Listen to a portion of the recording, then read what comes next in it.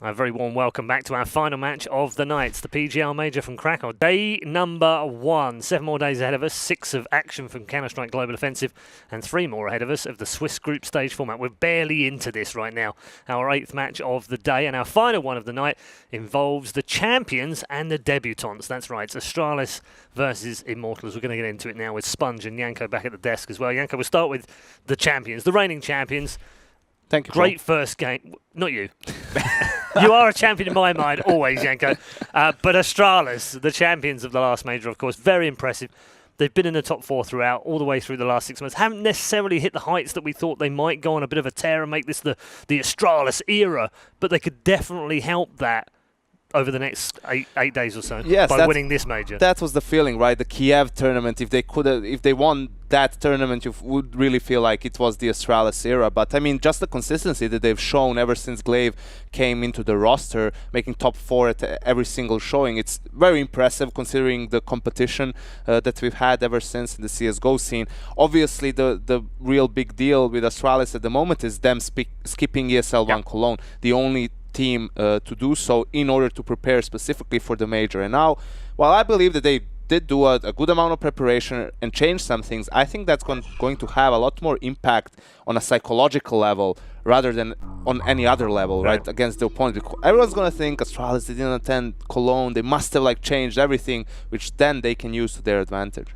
Yeah, so mind games, in other words. It helps them a little bit in map vetoes, helps them potentially on play style, but also in terms of rest as well. Because although they've been boot camp, although they've been playing, not being on the road and having to fly and checking the hotels and being comfortable in the evening, spend some time with friends, that's got to have an impact as well, isn't it? Yeah, well, the way that, like, how mentally strong these guys are in terms of how professional they approach the game and stuff, this should just be business as usual, right? Some people might be sitting and speculating they could have a bit of ring rust or something like that coming into a match like this, but I agree with you. I agree with Janko's sentiment. I think these guys have had a great opportunity to prepare something amazing for this event. They can prepare on all the teams. They've got to watch all these teams over the slog that has been the last, month and a half, throughout the minor, the qualifiers, all this kind of stuff, all the other events in between. So they have a lot of knowledge of what's coming at them, whereas the other teams, unless they practice them, they don't know what to expect. And in this kind of environment, on a major which they know they can perform well at, you've got players like Device, Cracóvia, who always steps up.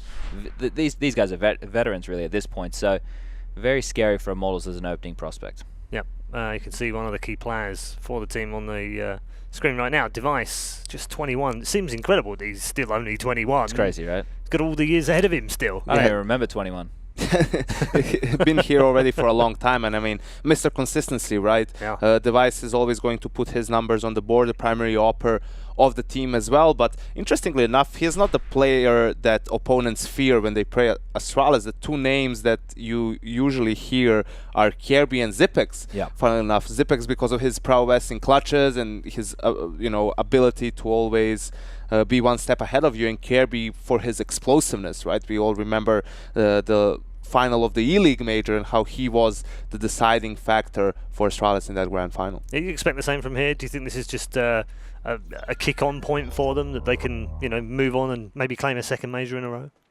I think it's going to be very interesting. I mean, it goes without saying, right? But I think we're going to see a very, very strong Astralis. The fact that, SK is considered the best team in the world right now, well, you go back to ECS, that semi-final that these 2 teams played against each other, it's been very, very close. So if they meet again in this tournament, it's anyone's game. Yeah, before the final, even potentially, if one of them slips up on the way. Let's move on. We've got to get through Immortals as well. And I particularly want to pick up with you, Sponge, on this, because they've been that nearly team all the time through the last 2 qualifiers, nearly getting there, going 3-2 or 2-3 in all of them. Finally, they've broken their dark. It seems incredible that we haven't had this team of players play at a major before. What's more incredible is removing your most experienced player from your team, adding in a guy who has never played at this level before, and then qualifying. Adding this guy of KNG in with... These guys are all very young. Obviously, we have Bolts and Steel who have played at majors before. Yep. These guys have definitely... They've been there. They were playing majors when I was playing majors, right? Yep. So we're rolling back the years a little bit there. But the fact that they haven't made it sooner is a surprise, because the way that this team plays Counter-Strike, it's very explosive. It can be argued as very sporadic, and also very emotional. But even still, they're a very skilled roster, and when they had Fallen as the mentor, basically showing them the ropes and the way to go, it looked like, hey, they're just on this upward trajectory and it's not going to stop. But they have had a few hurdles that they've stumbled over. Now we finally get to see them here, and I hope we get to see a better version of Immortals, not one that relies on the emotion so much. I love the fact that they get fired up. I think that's fantastic. I want to see them with the passion. Loud and Larry passion to come through? That's my favorite style, right? That's what I used to be like. And sure, it's maybe hard to deal with when you have those really low emotional downswings, but I don't think it needs to be like that. I think a team like this are always going to come into a game emotionally high, right? They want to get it going real quick, and that's good. That means they're not going to be slow starters. The only time it hurts them is if they get shut out, and if they can work out how to deal with that and have the best of both worlds, I'll be very impressed, first of all. But they'll be a team to reckon with, really. And in this event, they could be a surprise package. It's hard to call a team like this a dark horse, but it is a major, right? There's so many good squads here. Yeah, okay. How do you feel about the emotion stuff? Because there's conflicting arguments for this one. One is that, well, actually, they're far too emotional. They shouldn't get so invested in the game. They should calm down. And if they could calm down 25%, that would actually add 10% more focus, and they'd be better in the game. I'm absolutely on the Sponge's side. I love that Brazilian, Latino kind of flair and emotion and anger, and it's all kind of built into one thing.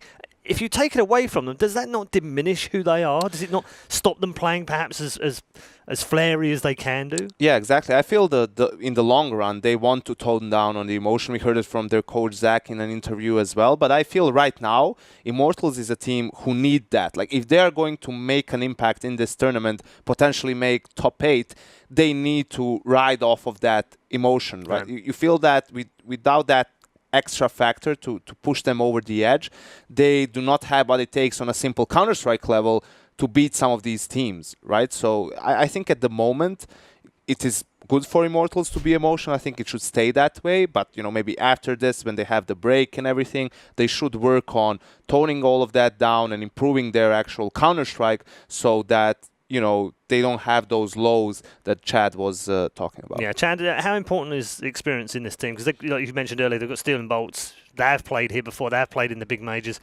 How good is that going to be for the rest of the team? I think it's perfect because they're already the backbone of the squad, right? It's not like they're the stars who... it's always good to have a star, but when we have an emotional squad with the stars who are flashy, then you've got the backbone setting them up. It's quite nice, and it means that they're always going to have that level-headed approach to it. These guys are like, hey, we've been here before, it is a major. But, they can give them, I guess, a bit of advice on what to...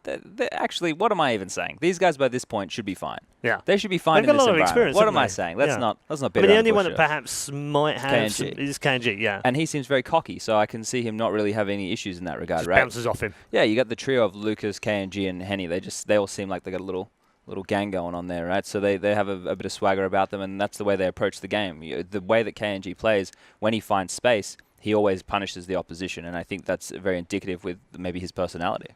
Is it important, Janko? I mean, it is important for every team to get off to a good start here, but is it important to these guys in particular because of the emotions? Because if they get off to a good start, do you feel maybe they can go on a run? If they go the other way, do you feel like, it might be going the wrong way straight away? I think it's not necessarily important for them to have a good start. I think what's more important for them is if they have a good start or once they string a couple of rounds together, not to lose a lot of consecutive rounds, right? Once they get on that emotion hype train, once they start rolling and start screaming and all of that, that kind of needs to happen every 2 or 3 rounds, right? They need to have a good moment for that to keep happening, because if they lose like 4 or 5 rounds in a row, that's where you feel like it's completely gone, and the chance of them coming back after a period like that in the game is very, very slim. I'm going to move towards the map vetoes very shortly, so let's turn our attention to maps, because in many ways Immortals probably don't have as deep a map pool as Astralis. We talked about Astralis being the first team to get a 7 map pool and being able to play pretty much anything, and it's not going to change here, so presumably the veto process here hurts Immortals more than it does Astralis. Yeah, I would think so, but I still think we can end up on a map that will be okay for Immortals. I look to Astralis and I feel that Cobble, Cash and Mirage are going to be their 3 bans. On the other side, Immortals have a clear nuke ban, also probably going to get rid of Overpass, and at that point Inferno and Train, I think Immortals are, between those 2 maps, more willing to go on Inferno. We've seen at the last tournament them considering Inferno perhaps even their go-to map. So I think in that sense it's pretty clear-cut. Yeah, I mean, Train as well for Immortals, they've only won 3 out of the 8 that they've played on it in this year, so it's not been a particularly fun map for them to play on. I think you have to look at the level of teams they're playing on that, right? And maybe it's domestic matchups. I know they play Cloud9 on that quite a bit, so that might be a bit of a back and forth affair. There's counter-stratting, mind games, all that stuff that goes into this. With the maps of Train and Inferno in mind, right, you have to look at the key players for Immortals on that to step up. If you're talking about your cobbles, which you're not going to get to, that's one where I can actually see Steel and Bolts having a good game. But when you move over to a Train and Inferno, that is where it is KNG and Henny, right? Yeah. Like the AWP impact on the CT side on Inferno, if we do make it there, is they can set up a very powerful double AWP setup. On the T side of Train, they even run double AWP. So either of those maps I can see being very AWP heavy and those guys having to have a good game. You see the players just getting their final setups done and heading into the lobby. They're taking their time, Paul. That's what they're doing. I think they're chilled out. One potential bait here for Immortals might be Overpass, because statistically they've been good on the map. I mean, they've only lost it once in the last 3 months, but some of the wins have been, yes, G2 at Pro League finals, but Luminosity, CLG, Hellraisers, good teams but not best, while Astralis has been undefeated bar that one loss to Liquid that we've seen, which was, I think that was an anomaly because Liquid doesn't even play the map in general, so I think Astralis maybe just had an off map in that sense. So that might be something that Immortals fall for, thinking, yeah, our Overpass is good enough, but I don't really think you should play Overpass against Astralis here in a best of one. Inferno would be much more better. Yeah, not only that, right? You need to play towards your strengths with your Immortals right now because you don't have a lot to go off from Astralis. They've had a longer boot camp period to prepare, so you have to be confident in your game style, I think. Obviously, looking at the tendencies, that's very important to see how people like to play areas and stuff to exploit, but it just, for me, it has to be the confident brand we've seen from Immortals if they want to, have any shot in this game. It's not going to be them, taking their time studying every little play that Astralis can do, because we always hype on how good SK are at theory. Well, Astralis, they're probably maybe not as good, but they're well practiced in the sense of they know how to react in a lot of situations. So they're definitely up there on that level with SK. Another problem for Immortals is, Chad pointed out how they're an explosive team, right? A lot of flair, a lot of individual plays. Well, Astralis is most likely the best team in the world at shutting down individual plays, right? On their own T side, when Astralis is on the T side. They do a very good job of, when they want to take map control, of using their utility properly, using pop flashes, using Molotovs to clear out some, close corners or some spots. So it's going to be very, very difficult for Immortals to utilize Henny, to utilize KNG in a manner in which they could get an early advantage and then play off of that. Got Zonic in the background there, the coach, Danny Sorensen, of course, legend from the 1.6 era of Counter-Strike, and a man we should also say is a big part of their improvement over the last 12 months as well. Yeah, without a doubt. From what we know, he helps a lot with communication, with preparing for opposition. I don't think he has a huge say in the actual in-game leading. Yeah. Obviously, if he sees something which Glaive maybe and the rest of the team misses during a game, he is going to call a timeout and point things out. But I think without a doubt, having someone as experienced as Zonic is going to benefit this team a lot. Dupree's happy right now. Dupree's always happy. I've known that lad for a long time, and he's always joking around. I think he is the joker in the pack for the team, and I'm hearing that they are just entering all the lobby now, and we will be getting underway with the vetoes momentarily. If we, in the interim, I suppose what we can build on is we do talk about, flashiness and explosiveness. The thing that KNG and Henny, those kind of players thrive on, is finding good timings. And I know that sounds really weird, but as a player myself, I remember sometimes everything would just be coming your way, right? And the way that they approach the game isn't really consistent. The frags aren't always going to be in the same place, whereas if you're a methodical team like Astralis, on the CT side, you understand how to play the rotations, etc., you're always going to be consistent. And I think that's like a big difference. We have a contrast of styles here between these two teams. We have one team who can play slow, fast, very execute heavy, fundamentally sound of Astralis, and then you have Immortals who, sure, they have strategies, sure, they can, dabble in everything, but they really rely on people finding frags that they're not always going to. Yeah. And that's just a scary prospect going into a matchup like this. And to add to that, that's one of the main reasons why Device is so consistent as a player, because going into a round, he knows what are the positions that he needs to keep an eye out for. When an execute comes in, he knows the angles that he needs to worry about, not to take away from him as a player, but that just adds to Astralis as a team. That's what enables you not, because that's where you find inconsistency from, where you have to look 3 different ways. You're unsure where your opponents might be and all those sorts of things, while Astralis actually with their team play puts their players in a position where when the execute actually comes in, they're going to be the ones having the advantage when it comes to the actual duels. It's not just understanding where the opponents are, it's also understanding where your teammates are as well, isn't it? In the sense of, I know he's in this particular position, therefore I don't need to look this way, or I can trust him to do that job so I don't get backstabbed or whatever. There's a lot of that going in. I guess the trust is all around that team. Yeah, playing for each other, obviously a big part of any team, and not having egos in a sense that you have to be willing to sacrifice for your teammate and vice versa. You build that in different ways though, right? Like we can go real deep on this. You either have natural chemistry just from playing with teammates for a very long time. Or you take chemicals. Okay. Wow, that got out of control really quickly. Or you have to have the watershed, theory yeah. side, right? You have to have the theory side down Right. where you really talk about every situation, right? So I think the natural chem is something which is more like a Fnatic-esque style thing, which is It's more like you guys were originally. We just ran around and The yelled a lot. Fnatic has, not this Fnatic, last year. Yeah, the new Fnatic, they're trying some new things. I'm on the Fnatic hype train for this event. I'm going to see them. They're going to make it out of the group. Yeah. He put him in his Why? pick'ems as well, I did. Pick'ems. I didn't Yeah. use that. Man, when do I get to load up Counter-Strike? Well, that's just sad, Chad. It is. It is. That's really sad. My And last- he rejected to play in the show match, funnily enough. I wanted to give a chance to everybody else. You know, I've Right. played in enough show matches already. Yeah. There's never such. This is a such sore thing as subject. enough This is a show sore matches. subject for me right now. You didn't even get in. Yeah, I didn't get an invite. I wanted to cast the show match with Fifi, so I don't know if that's happening.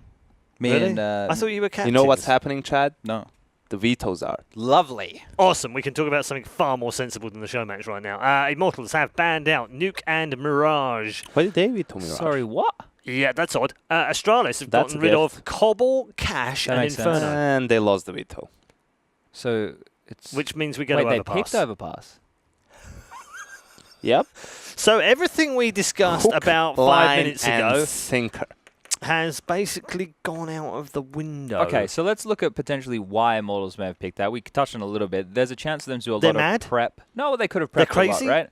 I think like there's tendencies that have been exploited, especially by FaZe. You can see FaZe in the past have shown, hey, look, there's little tells that these guys on Astralis have. Zipnix Okay. is always over the backyard of B, right? We always know he's going to be there. If you Sure. spot anybody else in that sewer section of the map, if there's 2 players there, it's likely they're doing the patented Astralis B execute. And at this point, if The teams... stolen No, they Astralis. made it. Yeah, no, I know. Everyone else has stolen I'm it. happy for people to steal Okay, strats. That's the all best thing to do as an in-game leader. Don't do all the work yourself. Let someone else do it. Take it, put it in your back pocket, have a huge arsenal. I concur. Yeah, you don't need to do any extra But, work, right? but this is Astralis' best map. Okay, we don't know what Australia's best map is. Well, at the all moment, right. right? There's I'm been just a bit going. of downtime. I'm just going on statistics. But they can't have become. Stats, man. They don't lie, right? They couldn't have become 8 out of 9 significantly in worse on 2017, it. Yanko. They couldn't have become significantly worse on it with time to practice, surely. Well, they skipped TSL1 Cologne, so that's obviously why. And the thing is, like with Immortals, the way they play, Overpass, they're just going to get crushed on this map. Like I think this is a huge mistake from them, first vetoing Mirage. Because if you're Immortals and you're playing a team like Astralis, you want a puggy map. You want like a Mirage, Inferno, or Cash, somewhere where you can run around and make individual plays, right? On Overpass, you need to have that cohesion. You need to be very, very regimented in the way you play your T side, right, to fight off that aggression. Even on the CT side, yes, you need to go for risks, you need to go for plays, but you need to do so in a calculated manner. And I was saying how Astralis, on Overpass, without a doubt, the best team on the T side at not getting picked off, and then the best team at closing out rounds once they get map control. The thing we saw Navi and G2 struggle at,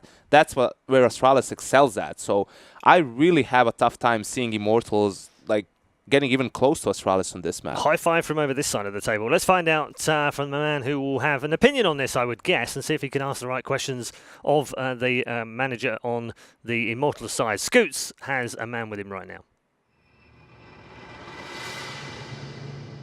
Thank you, Red Eye. Yes, I do have a man with me. The man is Zach. He is the coach/manager of Immortals. First off, nice to officially meet you. We've talked all year long, but really nice to meet you. I'm the same. You're a legend. Oh, stop it. The pleasure is mine. Oh, stop it. Now let's get into this. Let's first set up the stage. You guys have been very busy the last 3 months. On LAN, you've played 45 maps.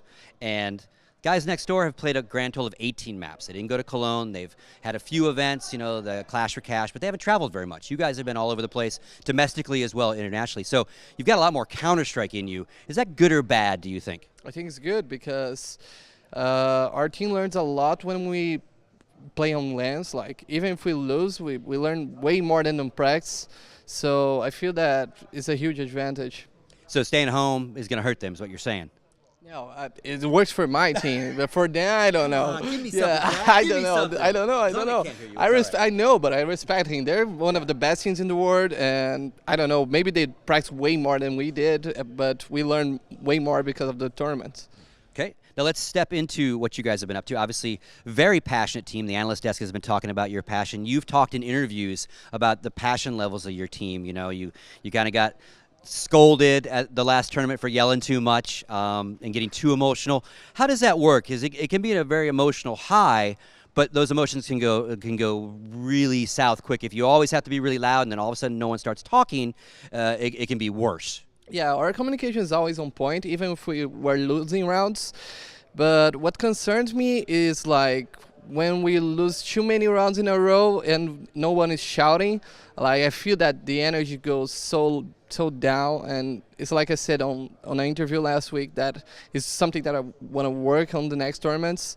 But it's a two-way, it's a two-way thing. Like, if we're winning and shouting, I don't think they can stop us.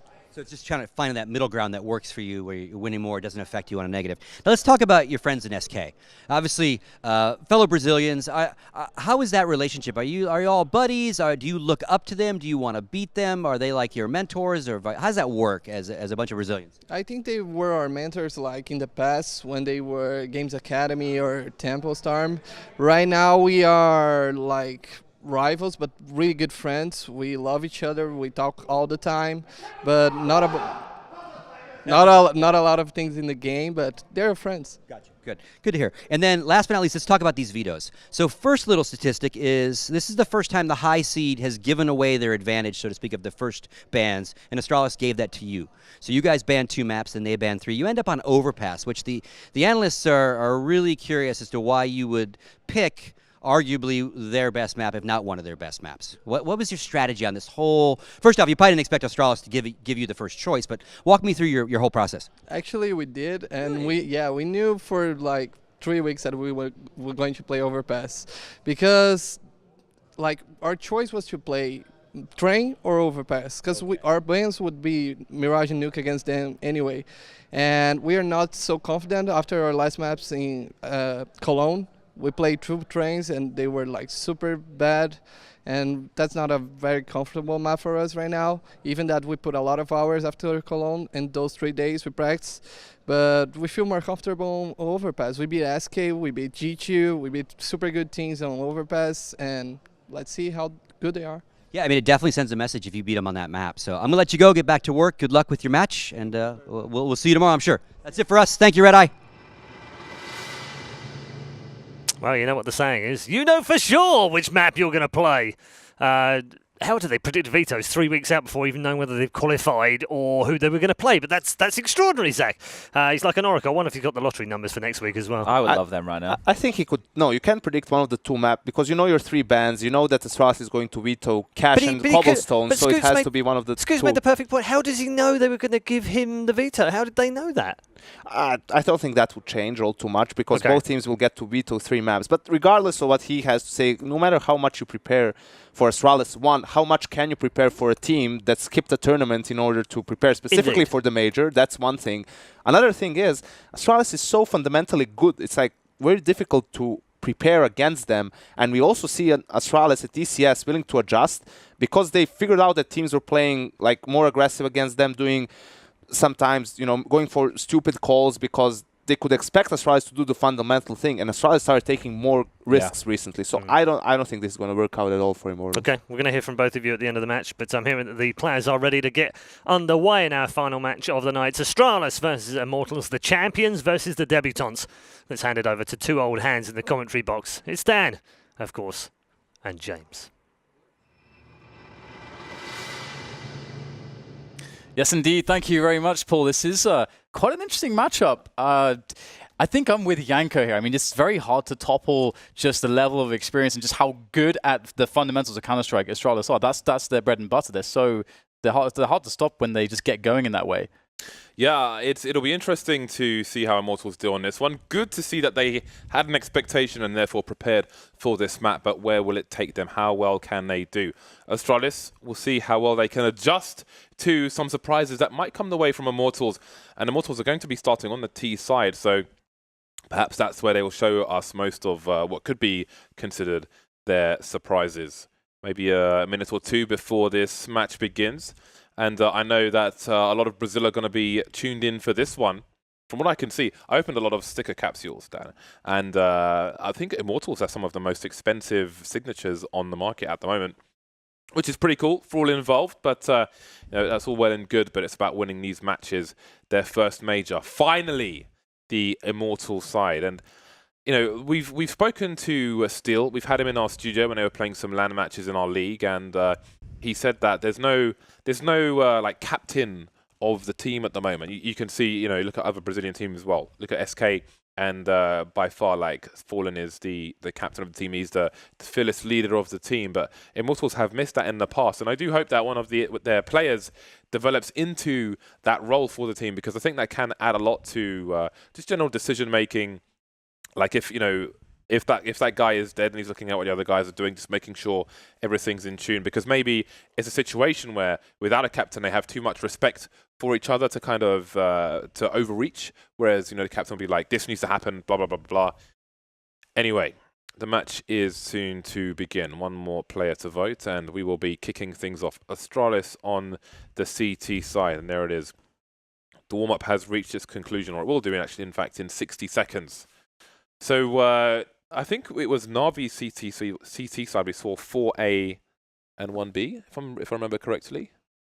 I think Edward was on his own towards B. Or am I going crazy? Every so often. I mean, they mixed up their setups fairly frequently, but I think this is potentially the worst case scenario that Astralis get to start off on the CT side, because I think Immortals, you know, in the past they had the likes of, you know, KNG, of course, as well as, or King, as well as Kayanje, or whatever you want to go with, as well as of course Henny on the AWP to play the picks. But the thing is that Astralis are very, very good at not only applying aggression very safely on the CT side, but also putting you in a spot where you'll waste loads of time if you play for picks, because they're so good. Like, Device almost never puts a foot wrong with his AWP. He's almost never going to ever extend in a way where, you know, you're going to be able to get this like 50-50 duel with him. He's always going to try to play and create an advantage, and that's one of the reasons why he's found so much consistency over the years, and why he can just quietly have that 30 bomb, you know, in the match. So I think this is going to be a very rough start for Immortals.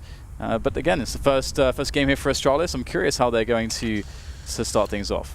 Yeah, and best wishes to Device as well. He's had some people close to him pass recently, so hopefully he can keep his focus in the game for this one. 5 Kevlars on the Astralis side, on the CT side. In fact, there are 10 Kevlars on the server. The odd decoy here and there. $50 perhaps down the drain on that one. Though you can kill someone with a decoy explosion, let alone collision. But enough about nerdy decoys. The T's moving towards the A site. Device and Dupree backing off and haven't quite spotted these terrors making their way to their area. And Device at the ready with the USP. Some info. He hasn't got too many teammates here, and you hate to see that one. Just getting tagged straight away in the head. 10 HP, can't take any more engagements. 1 bullet and he's done. Has to let his teammates do a bit of work here, free him up a bit. Kirby could be the one here coming in from the flank, able to take down the player planting the bomb just in the nick of time there. The bomb has to be collected and the plant attempt has to come in once more. A lot of stress here for Immortals. Yeah, but there's stress for Astralis as well, because they are 2 men down at this point. The bomb finally planted. There's lots of time to do so as well. Not so much pressure for that to happen, and all the pressure is on the shoulders of Kiabi. This round is no time massage for the man. KNG tagged, but again, the numbers game is just too great, and they'll let one person peek, and that'll be Bolts, and he will do the job. So Immortals off to a good start, and that's going to be the hype train started straight away. Pretty much every member of that team is the Flavor Flav. They're all hype men screaming at their area, and the way the setup is in the studio segment, there is I don't know, maybe 5 meters separating the 2 teams, so that screaming may be heard. There may be even vibrations. And one thing this is, well, one of the reasons why this obviously is incredibly good for Immortals is to get this pistol round under their belt. Obviously, they need to be able to convert this next round, which could feature a force buy from Astralis. I think that is what they're actually going to be going for. At least I can see that. We see a scout on the device there as we have this technical pause underway.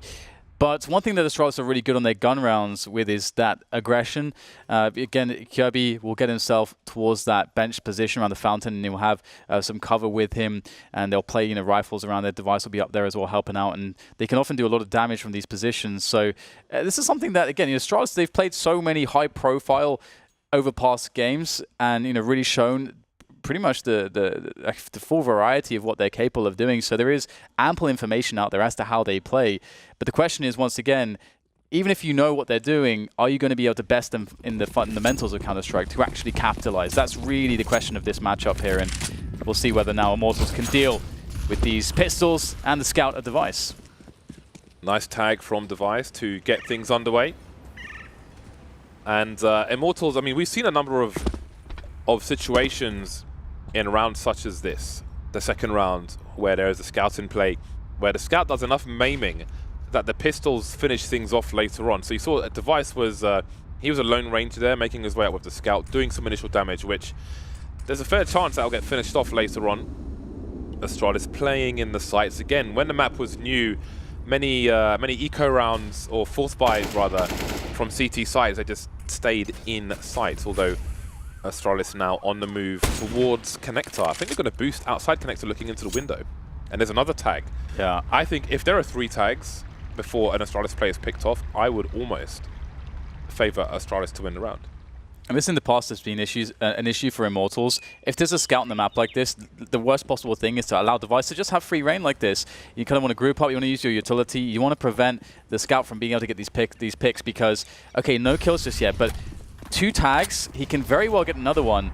And those Deagles, his pistols start to become incredibly deadly. Just one shot and you can get a kill off those things. Device, he's still alive at the moment, although these players are coming in. Another tag. So he's done a lot for his team here, but can they close down these weakened players? Yeah, this is huge damage. Glaive with a 2K. The numbers slightly in favor of Immortals, and now it's much better. Zipex alone with the 5-7. Pulse is still full health, and Henny really needs to wait for his teammate to come and join him. The time, though, that was really awkward. 7 seconds on the clock, but they make it work. And there's a very weird science around those rounds where there's a Scout and the Scout start to tag people, because so often when we commentate these matches, we see the team with the guns just play slow, slow, slow, and the tags continue and continue. Yep. And I really feel like that weird vacuum needs to be looked at in how you approach with like an anti-scout strategy, in fact, when that kind of thing is going on. And it's got to be map dependent as well. Yeah, and it can be a double-edged sword to use smoke grenades in some respects, because then the pistols, if they're close, they can actually play around the smokes pretty effectively, and it can get a bit awkward, but we'll see. 3-man boost. Yeah, a cheeky 3-man boost, just with the USPs here, and just no buy whatsoever. Of course, from Astralis, they need this full save to buy in the next round, but one argument is a lot of teams, they just say, you know what, we're just going to go monster tunnel. Use some nades. If they have a Scout, there's nothing that they can really do, and we'll have the bomb down. So they eliminate a lot of variables that way. But Immortals, again, very passive here, and they just don't want to take any risks so far, and all they have really is one man, which is Steel, moving down through Connector, and that can be dangerous when there's a lot of pistols on the server, because they'll often congregate around these close quarters, and Steels alone could give up an AK-47 potentially. He's the guy with the only grenades on the team, so definitely a risk, and Astralis are going to rotate here. In that respect, we have seen some development with the approach of T's on the anti-eco through Connector, where they'll come in towards the upper area at the same time, and it makes life very strangling for the side. Got to be careful now. The bomb's been spotted for the CTs, and now the bomb has been lost. KNG simply hanging around too long. Like, why is he there that long on his own with the bomb? There are 30 seconds left. Fortunately, some more CTs have been picked off, so it should be salvageable, but they really need to get that bomb quickly. Kiabi's got an AK, Lucas getting picked off, and Henny has finally rescued it. But it's unnecessary errors like that which can be the difference between winning and losing. Like, you don't need to stand there and kill every single player when, if you die, there are colossal problems for your team. That's very true. And I mean, if Kirby even just saves this AK, that is really huge into the next round. You're going to save yourself, obviously, the 2,700. Well, even more than that, because if you buy up an M4, you're going to be spending 3,100 there. So really nice for Kirby to save that additional money. Means more grenades, perhaps later on. The AK can make the difference, though. That's very true. M4, right? Absolutely, yeah. Two players shoot each other in the head. If you're first with the CTs and you have an AK instead of an M4, then that might be the round. And also with Kirby, again, as I mentioned previously, he's often going to be, if they go for an aggressive play towards the fountain on the A side of the map, he's going to be the guy that's going to push towards the bench. So he's going to be the guy that will get flashed in, to try to make that play. So at least that's typically how it has been in the past. I'm not sure if they've mixed it up for this major. As mentioned, they have taken a tournament off to prepare for this major. So there could be quite some changes, as it's once you're on the top, everybody's looking at you, everyone's got all that data on you and how you play. You've got to be able to mix it up. Being on top is hard. So it's buy time, the buy round, they're all important. And for me, it's all eyes on Immortals. I'm going to have a personal focus on Immortals because I do feel like they are the underdog. So I'll leave you to focus on Astralis. That doesn't mean I'm commentating on half of the match, but I'm interested to see what they can do. Astralis with a very fast takeoff B. The flashbang is perfect. There's a 2K from them. That is a very strong start to the round.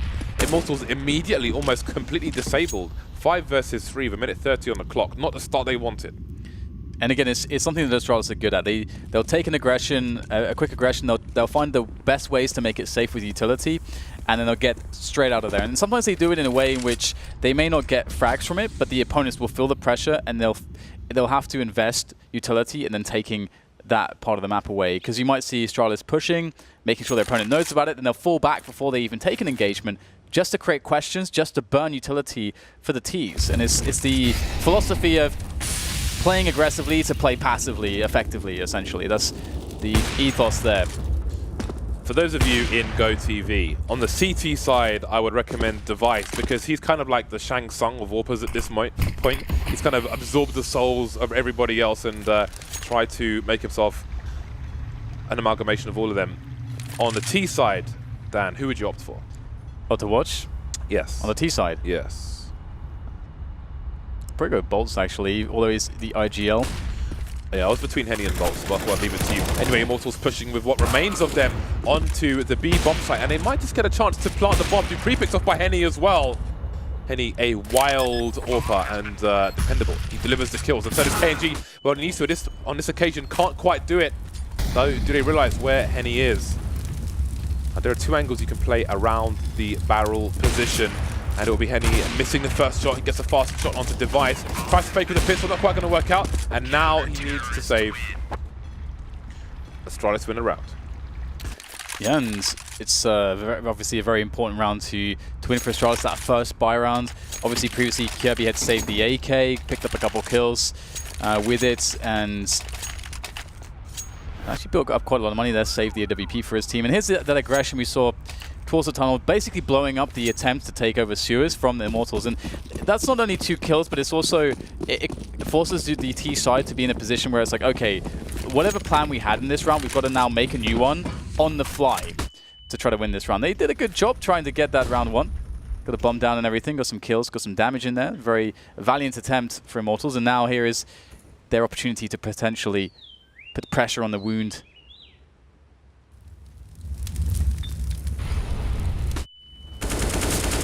Dupree and Kiabi fishing towards long.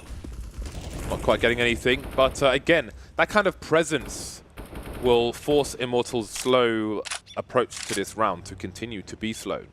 There's a minute 10 on the clock, so we'll see how long it takes them to, for example, get towards the toilets position. Because Lucas, Henny, KNG haven't really moved just yet. And look, this is exactly what I was talking about. You can see that Astralis had like a 4-player investment, and it kind of looks like they're going to be aggressive. The T's feel the aggression, but then they fall all the way back without really taking any proper engagements for kills, and they completely change the setup.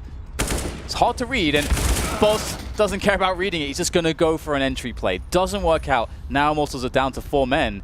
And Astralis are really in control of this round so far, but there's still a salvageable situation with 35 seconds remaining. It's taken them 35 seconds to make their way towards the toilets as well, Immortals. So Astralis bought themselves a lot of time, and now they're all passing Kiabi, and I don't think anyone's going to check this position. So if his teammates can employ some delay tactics, killing is a good one from Device, and Kiabi can come in from the back and completely shut this round down. Man, honestly, Astralis, they are so good on this. This is again why the desk was so kind of dumbfounded by the choice here for Immortals to go to Overpass. I think, again, this is very early days, but that's a round which can show you how dynamic the entire team can be, because they have these aggressions. They've got, you know, situations also where when Device first picked up the AWP in the previous round, he's playing on B, and this is the thing with Device. You kind of usually expect him to maybe be anchoring around A long, but he actually just moves all over the place. It's very hard to predict where he's going to be, so to counter him, you can't really do it very effectively because it's so unpredictable. And here he goes. Oh, it's got a wealth of targets to go for. It's like a kid in a candy shop. Which one do I pick? And now Kirby's there to cover him as well. It's a massacre, James. Ooh, it is a massacre indeed. It is a tombola of heads rolling out one by one, almost at random. 4 versus 2. At this point, Kiabi's done his job, and Dupree is there. He's got flashbang support from a teammate as well. Now the grenades are flying in. He does not ban at balloons. There go the balloons. He gets tagged down to 1 HP. Nothing going the way of Immortals at the moment. 1 HP. Just one more. Could have been great, but it wasn't enough. I know there are some people at home who will get that 99 damage, and the next round they'll paste it in chat. 99 damage. Nobody cares. You've got to kill. If you don't kill, doesn't matter if it was 99, 97. Nobody gives a crap. I think it's going to be interesting to see how Immortals will sort of survey the situation, because in the interview we saw that there's been preparation here for Immortals, a lot of preparation. Of course, it's the major. Of course, there has been, but it's specifically for this team and map. So I'd wonder if they will just go to like fast B plays, and because that's a great solution. If it's hard to predict a team, if they're taking too much map control away from you, just hit those right B set pieces with good timing, and you can kind of give yourself the right advantages to at least harm their economy. Because this is the danger. If Astralis get too strong of an economy, then it's like a snowball effect. The only time people do care, actually, is if you like shoot someone with an AWP through a wall, and it does 5 in 1. But still, it's not reasonable to paste it in chat. Just don't do it. Kiabi around the toilets once again, but he's repositioned towards the long area, and Kaenje is on the search, but he won't quite go all the way. I don't know if sound cues are being made. I've spotted some jumping, so the alarm can be raised, but Glaive's on his own for the time being. As far as so, they have faith in their teammate. He Molotovs the tees from a position to allow him to peek, and he lands himself a nice headshot. And there it is, Kiabi rearing his ugly head again. The Grim Reaper whipping out the side. Device steals a kill away from him, but ultimately goes away with Astralis. 2 versus 1. It's not over just yet. This is winnable for Bolts. Bombs on the floor. Molly towards bank. Dupree, though, he's coming in from the back. 2 bursts from Dupree. Patient shooting from the man. Cool heads on Astralis. Good for their 4th round in a row. Yeah, it's actually not often you see buy rounds where every single player gets 1 frag each on the CT side like that. But we saw it there. And interestingly, of course, Kirby was able to actually get another flank play. That's the 2nd time that he's able to catch the push off guard in that way. So that's something that the Immortals have to think about in the future when they run rounds like that. But now they're down to a very poor economy. And as I said, you know, it really gets dangerous if Astralis win too many clean rounds. And this could really be the start of that. We'll have to see if Immortals can get some cheeky shots off. They do have a Deagle in play, a couple Tech 9s, some grenades too to work with, so they can run some cute tactics to try to get a couple kills here. But the bomb plant will be incredibly difficult as the other potential objective that they could have. I love to see CTs getting aggressive around the short B position. So strong to hold this area, but Dupree, he may need some cover. Dupree don't need nothing. 2-man spray down from him. Get out of my sight. Get out of my area. Lucas and KNG, I mean, look, let's not get too excited. They've only got pistols, but it was quite pretty, Dan. It was pretty, very pretty indeed. Purdy. He's got the watercolors out and he's painting quite the picture. Mostly crimson, of course. And Immortals have not been able to find damage. Indeed, that was a great opportunity. I thought he was dead for sure. I mean, we knew about the players in door there, and that's that spray, man. He believed. He's like, please re-peek into this, because I'm not going to let go until I run out of bullets, please. Get out of my sight. It's a great start after the initial pistol round loss here for Astralis. And one thing that we haven't seen just yet is that one play that I mentioned where we see the flash over for, or in some instances actually, if the other team is afraid of device AWPing. Ooh, nice frag there from Lucas. Picks up a gun actually to hold that for a moment. But yeah, if the other team is afraid that device is AWPing from the party area and they won't rush players into a fast timing into that angle that you would be holding from there, that actually allows Kirby again to move onto the bench past the fountain. So I'm waiting for that play from Astralis. It hasn't been shown yet. Can I just note, at the end of that round, the closest person to the AWP who was carrying an AK rescued the AWP, and a second player ran behind that player to rescue his AK as well, which is really awesome. That is just great to see. It's all about the small things. It is in... Although, well most of the time. That's a pretty big thing, to be honest. Immortals took a tactical timeout, which has now expired. It has concluded. It has come to a close, to an end, and the game will resume. A conclusion. Just combine the two words there. I'm a wordsmith, James. A what? What did you say? Conclusion and a close. I just combined both those words together. Conclusion. There we go. It's just... Look at this spray. It's not nice. It's nice. Oh, he got a pat on the back, James. He deserved it. He deserved that. It, yeah. Ooh. And Device may feel like he deserves another kill, but he may have to wait for it. Again, short B. Oh, they're doing more than that. Kirby and Dupree, they've got somewhere to be. They're on a push. We haven't seen this since the days of CLG with Mr. I'm a Pet, now long gone. Nice early pick from Dupree.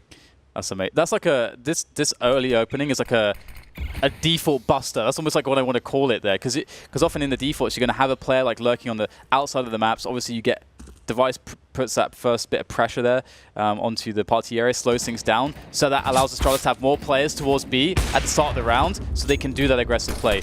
Again, it's beautiful counter-strike from Astralis so far. There's a nice boost for people at home to employ when you see those CT smokes go down. And to me, it almost feels like Astralis are trying to put Immortals in the most uncomfortable positions possible. It's like, we're going to take this away from you, which you expect, and now you need to try and cope in this situation, which may be very difficult for you to deal with. And Astralis are trying to exploit that, but Device will get picked off. 35 seconds remain, and all of Immortals are here, but Zipex is starting to flank. Yeah, it's a great entry there from Immortals. They have won a duel, very important, and now the bomb can go down. But once again, Kirby, usually it's from toilets, but this time he just walked through the smoke there on the long. Got himself only one frag this time, but it may be enough. We'll see Glaive picking up one, but Kyunji were able to hold down the flank for the time being. And this is looking great now for Immortals. It's been a dry spell. Can it be saved here? Oh, missing a shot is Henny, and Glaive will save the day. Oh, what a steal there. Immortals are going to be gutted about that one. They had a great chance. They did well to get into that position, but you can see the smiles there, the elation across the faces of the Danish players there of Astralis. That was really unlucky timing, I have to say, for Immortals in that 1 versus 2, because when Glaive peeks, he sees complete information immediately. His line of sight, he has the player towards the toilets facing him, and he can see the arm of Henny as well. And he knows Henny doesn't have the angle, so as soon as he kills the first player, Henny misses the crucial shot, then he goes back to the well and finishes things off there. So perfect for Glaive, and he's pretty happy with that. Look at those veins pulsating out of his neck down, pulsating. Poppin'. 6 in a row for Astralis. This is a very fast play here from Immortals into Sewers. Oh, and this could have caught Device off guard, but you can see that he's able to actually fall back here, straight through the Molotov. And a nice headshot there. A fadeaway as he falls back into safety. He has taken some damage from the flames, but overall, of course, Astralis will be happy with this. Ooh! Close, but not quite. Some more wall banging going on, and there's a boost for the T's as well, and that one will yield some results. And they've got Lucas making his way through Monster, so the short players can run distraction. Zipex, he's in his usual position. He's so strong from here, but he's looking the wrong way, but Lucas can't quite get the shot. And now it's all been revealed, a dastardly plan. The villains, their plan is known, but can the hero stop them? Yeah, it's so important to have a player like Lucas there, just going for the play. So, all right, just going to make something happen right now. Gets that positioning, finds out that he can get his team in onto a bomb plant. Smokes all over the place, making Zipex's life a bit awkward, but he knows he just has to delay and hold on to this forward position. Whoa, what on earth was that? Henny takes down both Zipex and Glaive. Now Device trying to respond here, whiffs the shot. You can't be doing that though.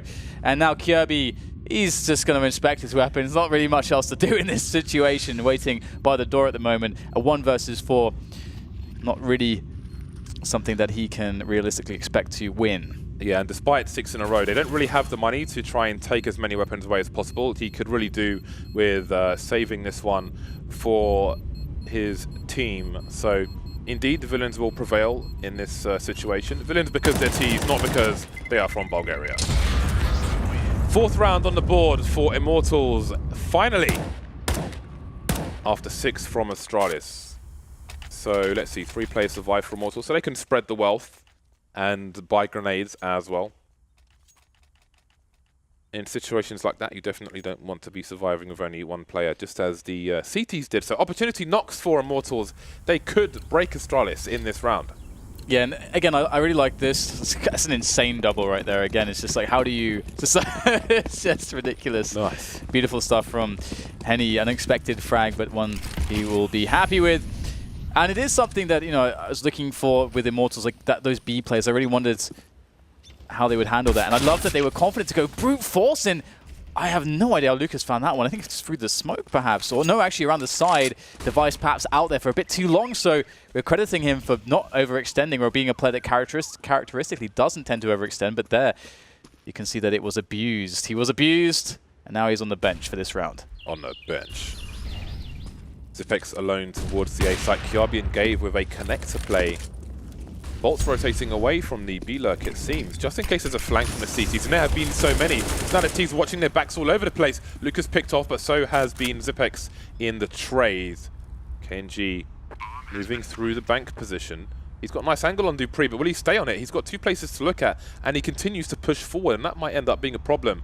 But it seems he has found somewhere to settle. And the CTs will slowly move away. Bolt searching for some kills towards T-spawn, and Kirby, you can see he's set up already with his angle to allow his teammates to come to his position. Also important, whether he won that duel or not, is that he wasn't just standing there holding the angle 100% of the time. He's crouching and looking every few seconds, and that can really make a difference. That grenade sucks, yes, but it can make a difference, and it's something to learn at home. I think a lot of people at home will just, if you're holding an angle, just stand there the whole time. But if you just go behind the wall, come back out again, can make a hell of a difference. Something to keep an eye on when you watch these players in GoTV. This is a great comeback for Immortals. It's just like finding the right rounds to win here, to not allow Astralis' economy to get out of control, and also just obviously the right aggressions. And Immortals have to, and I know they are a team that are going to be like always just, you know, brimming with confidence and not afraid to try to brute force it. And they've got a lot of firepower on their team, and it's very important that Astralis don't condition them to fear the CT setups too much, because if that does happen, because sometimes you need to take that aim battle, which is going to be, you know, let's say 30%, you know, you're going to be expected to win that perhaps. Sometimes you have to take those fights, and you can't really be conditioned out of that. You shouldn't be conditioned out of that. And this is what we're seeing, I think, in some sense from Immortals. They're just going to brute force their way in. Just like B, there was flames all over the place. I think 3 players were heavily tagged just moving into position without a frag, but they still managed to convert the round because they were confident to brute force. They know they had to get that element of map control, and then they made the play, get that first entry, and then it just starts to go well from that point forward. So really cool to see this level of confidence from Immortals. In that preparation that they've done, it clearly shines through in that sense. 4 Ts towards the B bomb site. Again, you do see this from G2 as well, but I don't know that we saw it in the previous match, but there's lots more Counter-Strike to come, and that is indeed, well, what has it done? It's a bad miss. Bad miss. Well, we may see a hasty play from Immortals on this occasion. Steel is making sure that Bolts doesn't get flanked through Connector by just sitting in Connector and holding an angle on the door. And again, for those of you at home, if you've got a player going into short B, make sure you've got a T holding that angle so he does not get pinched. KNG making his way through Monster, but Bolts will steal the second kill. Device is here, but he needs help. Yeah, and he's going to get naded into Oblivion. Or if not into Oblivion, into just a desperate situation, as he hasn't really got any space to work with, can't really do anything with it whilst those nades are active.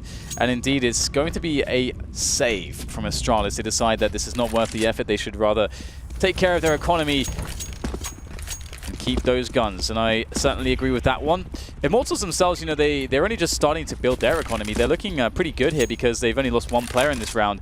So Immortals are starting to take some serious control and momentum of this game, and for me, this matchup is all about how Immortals are able to deal with the CT side of Astralis. I feel as though if Immortals have a great start here, if they are able to get to the 7-8 rounds mark, I feel like they have a very strong chance to be able to win this map against Astralis. So it's looking good for the Brazilians, I would say, so far. 6-6. Here's the score. But Astralis, they've saved enough to have an impact on this round.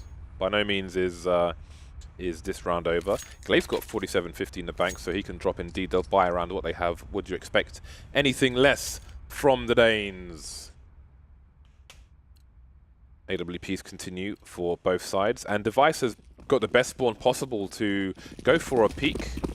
Somehow Kiabi's got in front of him though, so maybe it's not the best spawn possible. But indeed the peek will be there. Oh, he's missed a jump onto the bench, but he'll have a peek anyway. But players have passed already, so we've got these support set up, and I think Device will peek the balloon area from the toilets, and Kiabi will stand there and be a trade frag. No, Device has gone all the way back, so let's see how Kiabi deals with that position. With a raw peek, why not? Smoke is still there, and he will eventually start to back up, but he's got no support to help him do that. Indeed, there's a flash from Glaive, there's the support, but KNG is going to go straight through, traded. But that will favour the T's. And Glaive unable to save his teammate, but he did what he could, and indeed got the trade. And taking a forward position here by the benches, it's quite a strong one. Especially if you can get those forward smokes down, it can be quite annoying for the T's to deal with. At the moment, Astralis obviously in this 4 versus 4, they don't have a huge amount of grenades left, but it's enough really to allow them to go for a retake play onto the B, and they are playing retake B at the moment. They've got just one player on that bomb site so far. It's Glaive, and he's in a fairly passive position, so he can try to buy time unless he gets caught off guard, and that could happen. All the players from Immortals starting to burst out of the monster tunnel. How much can Dupree do? There's one. We've seen him do incredulous things from that position, and it's looking good for the Danes. Bolts and Dupree exchange places in the smoke, but they know that Dupree has disappeared. Bolts looking for him around the smoke. The continuation spray from Dupree. Bolts runs straight back into it. 10 seconds for this bomb to go down, and Lucas is alone. A desperate situation. The CTs are too close, and the round is over. Astralis are back in the lead. 3 players survive for them as well, which is a big boost for the CT side. And one thing I didn't get to talk about in that round, when Kiabi's position was by that wall and the smoke was down, Device can stand in the middle of toilets and hold an angle and basically bait for his teammate while that smoke is down. But later on he repositions towards the site, and he's got Glaive by the toilet door on the off angle, the blind spot essentially, and then again Device is the initial peeker. So another bait and switch set up from Astralis, which we may see in a future round. But for now, Immortals are back on the buy, 7-6 for Astralis. And of course Device is forward around the smoke once again. Yeah, that he is, and it's a very fast round here from Immortals, and I think this is what the doctor ordered. I mean, it's one way you can try to get ahead of some of these aggressions that Astralis will run. Just go super fast yourself, and if Astralis gets wrong with their early round play, you're going to catch them on a rotation. That's exactly what's happening right now, but Immortals have to go in right now. The push is coming in. The spray down from Dupree is absolutely on point, and it just leaves 2 members for Immortals to try to salvage this one, and the bomb is in no man's land, and looks like the Danes have blood on their mind because they're going in for the kills. Yeah, but they are subject to them as well. Down to the 2-1-2. Bolts on short B with the bomb. He can collect it, but he's going for some entries, or some kills rather. The entries have come and gone already. He's left the bomb there, and his teammates dropped in the meantime, leaving him in a 1 versus 2. He's got to be sharp. Glaive wishes he had an AK in that situation. Kiabi repositioning. If Kiabi runs outside the toilet area, Bolts, I think it might be too far away to hear him from that position, but Kiabi knows he can be heard in B from where he is, so he'll have to walk. And he's preying on the fact that Bolts knows Kiabi can come from a number of different positions. So what does Bolts do in this situation? Ooh, he's going to give the sound cues away, and Kiabi's there. He's by Optimus, and he will be transforming Bolts from alive to dead. There it is, 8-6 in favor of Astralis. 1 round remains in the first half. That's a pretty cool clutch there. I mean, there to me, it's kind of a battle of... I don't want to say nerves necessarily, but it's a confidence thing. Like Kirby's just like, I'm so confident that in my play here that I'm just going to walk all the way. And I'm happy that if I have to retake the B-bomb site, that's fine. And you had a situation there where, of course, his opponent was like, oh god, I'm just going to go for the run. And obviously, if your opponent did choose to just wait on the A-bomb site, you're dead 100% of the time. So it's really well played there by Kirby. And now it's the last round of the first half. Astralis looking to make it a 9-6. It's Glaive this time, peering over the smoke from the party position. Oh dear, he's trapped. Just about manages to escape in the end. And in fact, it's Bolts who will be the first to go down. KNG not far behind, still getting 1 kill, but this is a pretty fast-moving round at this point. Lucas just waiting on the playground with the bomb, and all the CTs start to go straight back to their respective sites. Zipex being trusted for the time being with the B-bomb site. Kirby's there if needed, but not quite just yet. Oh, Henning, he had to land that, swiping in the smoke, but there's nobody there. No answer, no response. It's a bit ridiculous, James. What is this? Oh dear. Bit awkward. And Devices takes his position back. They're dancing in the dark, and it's clumsy. Okay, try number 2 perhaps. In comes Henny. And will he see Device? This is just so strange if Device gets it. But you weren't expecting that. I don't even know like the level of mind games there. It's just like, what do you, just how do you prepare for that? Oh, the timing! Man, yeah. Unreal. The timing in Counter-Strike is always quite something, but it's a 4 versus 1. Ultimately, it's a 4 versus 1. Now it's a 3 versus 1, and Device is heavily tagged. He's had some fun around this area. Again, we've got that bait situation. He knows Device is there, but his teammate is ready. The coordination from Astralis is sharp. It's very sharp indeed. It's glorious. It's shiny. It's on a shelf, in a shop window.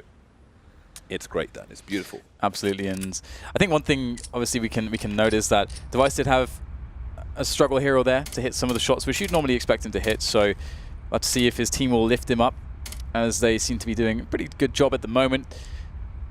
Immortals, though, as I said, I feel like 6 rounds is so very workable for them. I think that CT side of Astralis is the most scary thing, I would say, to be up against. Also, if you start the map that way, it's one thing, going against it on the second half, but if you start that way, what if they do have a really crazy CT side, which they have often had in the past, and get like a 12-3 scoreline on you? Then it's really hard. Steel went 2 for 11 in that half. He's having a bit of a mare, as we might say in London. A nightmare. London. He's having a bit of a mare, mate. A bit of a mare. Cotton chips, please. 9-6. Indeed, they've got a fighting chance. Dan, D-A-N, Dan, Don. As opposed to what, Dan? Why else would you spell that? Why was the specification required? Don't know, man. Specifically, it's a flow of D-A-N. consciousness. It's a flow of consciousness that requires the spelling of that particular 3-letter word or name, if you will. The match is it's about to get underway. So we have 4 Kevlars on the Astralis team. Glaive has not purchased quite yet. Steel will have a defuse kit and 2 flashes. And Glaive indeed will be the grenade man on his team as well. 13 kills for Glaive, really good. He's top fragging along with Kirby as the in-game leader. And there was a time back in Carrigan's reign on Astralis when he would be doing the same. But it is in the hands of Glaive now. He's in the driving seat, all aboard. Grenade is being deployed. Smoke and a flash for Glaive later on. Zipex lurking outside the B-bomb site, while 3 players try to do work on A. Oh dear, very scary situation. Lots of Glocks jumping in your face. Never a good look. In your face. And now we got a 5 versus 4 here for Astralis. And one of the great things here is, they've closed the distance somewhat.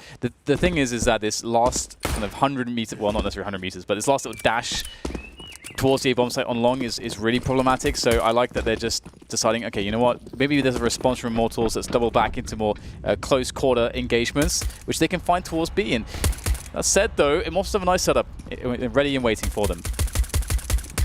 Oh, they are quite peppering, but haven't really found the stake. Immortals got themselves 1 kill, and now the numbers are dwindling for both sides. And now we see the bedlam, the anarchy of a pistol round, the variance, the back and forth. Immortals with 2 players, and the teams all over the place. The bomb attempt hasn't come in just yet from Astralis.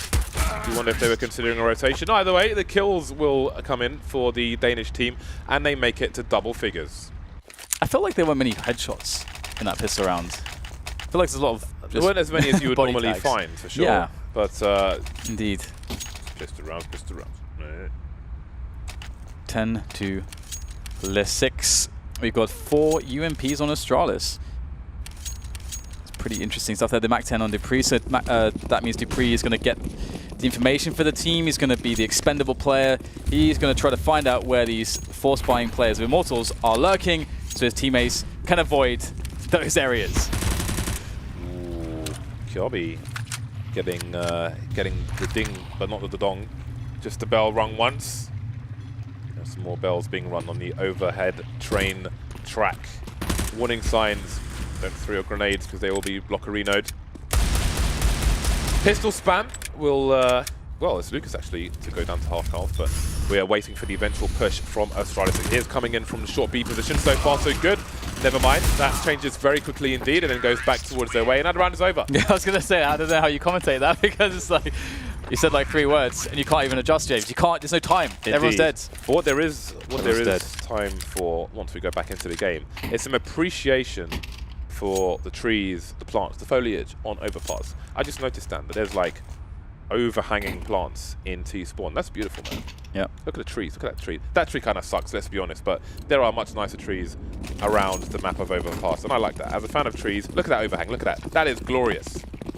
Disguising the ugly vent, which serves no purpose in this regard. Beautiful stuff. Well, away from foliage for a moment and back into UMPs and pistols. Dupree with an opening there towards bolts. Obviously, the full save is in play for Immortals, so it's not a happy time for them at the moment, it could be said, because the Astralis are just able to chill with these weapons, make some money, make some bank with the UMPs. And again, Astralis are one of the teams that are very disciplined. They're very routine and drilled when it comes to playing anti-ecos. So it's rarer that you'll see them sort of put a foot wrong, so to say, and lose too many players in a round like this. Slowly making their way towards the A site. Interestingly, it's I think compared to some A sites on different maps, I think it's somewhat difficult to throw a Molotovs onto the spots on the site where you would argue they are needed without being completely exposed for potential quick peek. So in that respect, it's interesting the pushes into the site on the anti-eco. There we have Mr. Glaive on the left and Mr. Henny on the right. Ooh, Lucas. Got that double AWP, man. Lucas. We got that double AWP on the CT brothers. side. I knew it wasn't Henny. I don't know why I said Henny. Anyway, 12 to 6, double AWPs indeed. Not many grenades, but definitely double AWPs. And Astralis have got the perfect counter, rushing into the B bomb site. What can you do about this, Immortals? They're in there, and they're being forced back to CTs. This is really awkward stuff from them. I wonder if this is a read, that this would be the buy, and as you mentioned, the perfect response and counter from Astralis. Very smart if that's the case, but otherwise, hell of a retake on the hands of Immortals. However, they've managed to pick off Kirby. They've got a man advantage now, but much more is to be done as they look to gain positioning. Kianji able to help them out there, taking down Dupree, but much more to be done from this vantage point. Oh, another fantastic shot there from Kianji as he peers over the top of the balcony with that AWP and device. He's got so much damage to do here, but he's stuck in the corner by the sandbags, and he is going to be left there. That was, considering the adjustment we saw him make, that was a really sweet shot from Mr. KNG. Damn, that was nice. But what's not nice from Immortals is a 5-round deficit. There is much work for them to do on their CT side. So we'll see if they're able to do it. Lots of money on the Astralis team. Maybe see. Ooh, give it to us. Here we go. There's one. Oh, there it is. Boom. That's satisfaction right there. So quick. And what an important shot as well. And a very pressured situation. And it has been said by the members of Immortals that he is an incredibly confident player to play with. So good to see that he fears no man. We see a trade very early on here between the two teams, and a passive response from Immortals. But a very fast response. Astralis just really just booking it straight up towards the A-long area. Oh, Bolts turns away, still gets a kill and a dink. But there's a trade there from Device. This is an insanely fast round. Another very quick round indeed. Many players have been lost. Steel is miles away. He is miles away from his teammate. He needs a bucket to get there in time. Maybe Lucas can hold things down. Bomb's going to get planted. And Astralis will start to wonder, where is Steel? Why hasn't he made an appearance here? And maybe he will make one soon because Glaive is exposed. Down he goes. That leaves Device with the AWP. 2 for him to find. Smokes it down and Steel could replenish that smoke. He's got one in the hole. And I think he might do exactly that, but Device has got the angle. The flashbang over the wall though. Device will not be ready for it. Doesn't get the shot. He's being patient though. It's not planted for him either. Going for the wall bang. Has to get a fast shot. And he won't quite do it. The bomb's been defused and he'll get taken down as well. Of course, the AWP will be stolen. It's good times for Immortals. Yeah, that's a massive round to win. An absolutely huge round to win. We'll see if they can continue with such winning tendencies. Oh, we can see the AWP duel there. Very nicely done. And I'm curious now whether Immortals will decide to actually try to go aggressive. I mean, it could be a great spot now for Kanji to try to get his AWP in there aggressively. Henny as well, obviously, two AWPers that can really thrive in aggressive scenarios. They are going to actually play fairly passively at the moment. And Astralis will develop some control quickly towards Connector. And I wonder if Zipex will just hold down Monster, if he'll try to... Oh, we can see some legs. He got tagged in his leg though. That's actually a great shot there. I think that was from... Henny. It was from someone. That's from someone with an AWP. No, it's from Kanji. Steel's made his way. He pushed Monster and got a pick on Zipex and has gone straight back into the site. So that's the lurker taken down for Astralis. Nice timing from Immortals, but will it help them win the round? That is the question.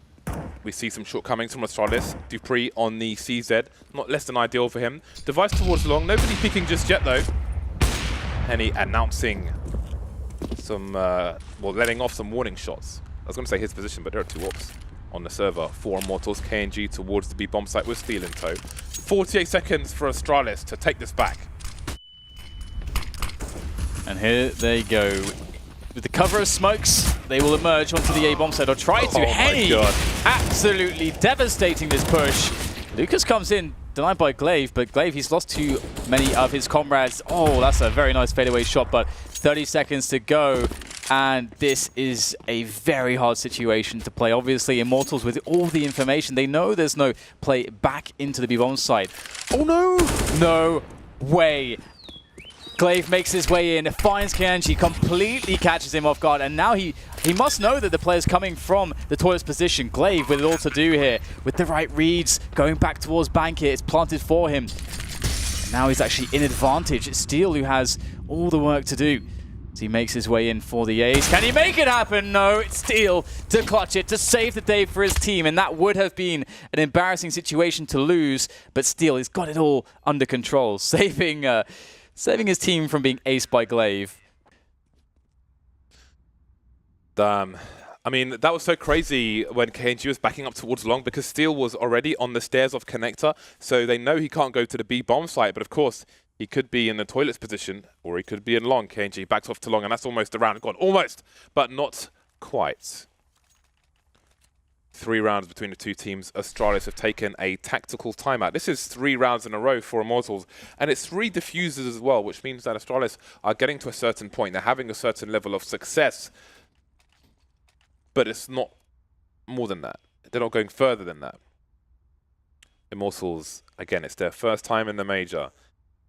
Finally, it's overdue. It's hard to believe, isn't it? It's actually just, whenever, like, for example, Redo was saying the debutants, it's like, it's just really weird to think again that it's taken them quite so long to get here, and obviously.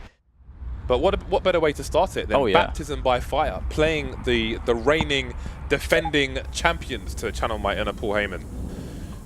3 rounds between the two teams. The tactical timeout has expired, but the match is still paused. So I don't know if this is technical or what's going on, but to look at what the situation is on Astralis, it is pistol time.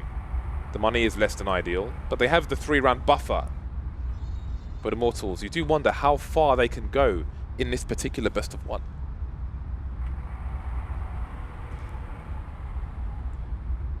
I think perhaps a relogin had to happen, or I don't know, but indeed it is technical, and why not stand in front of the camera? I'm going to... I know, I'm going to stand here. This looks like a good place to stand. Yeah, look, he's got a white mouse. I haven't seen one of those in a long time. Do you have a white mouse? No, I think it's cool though.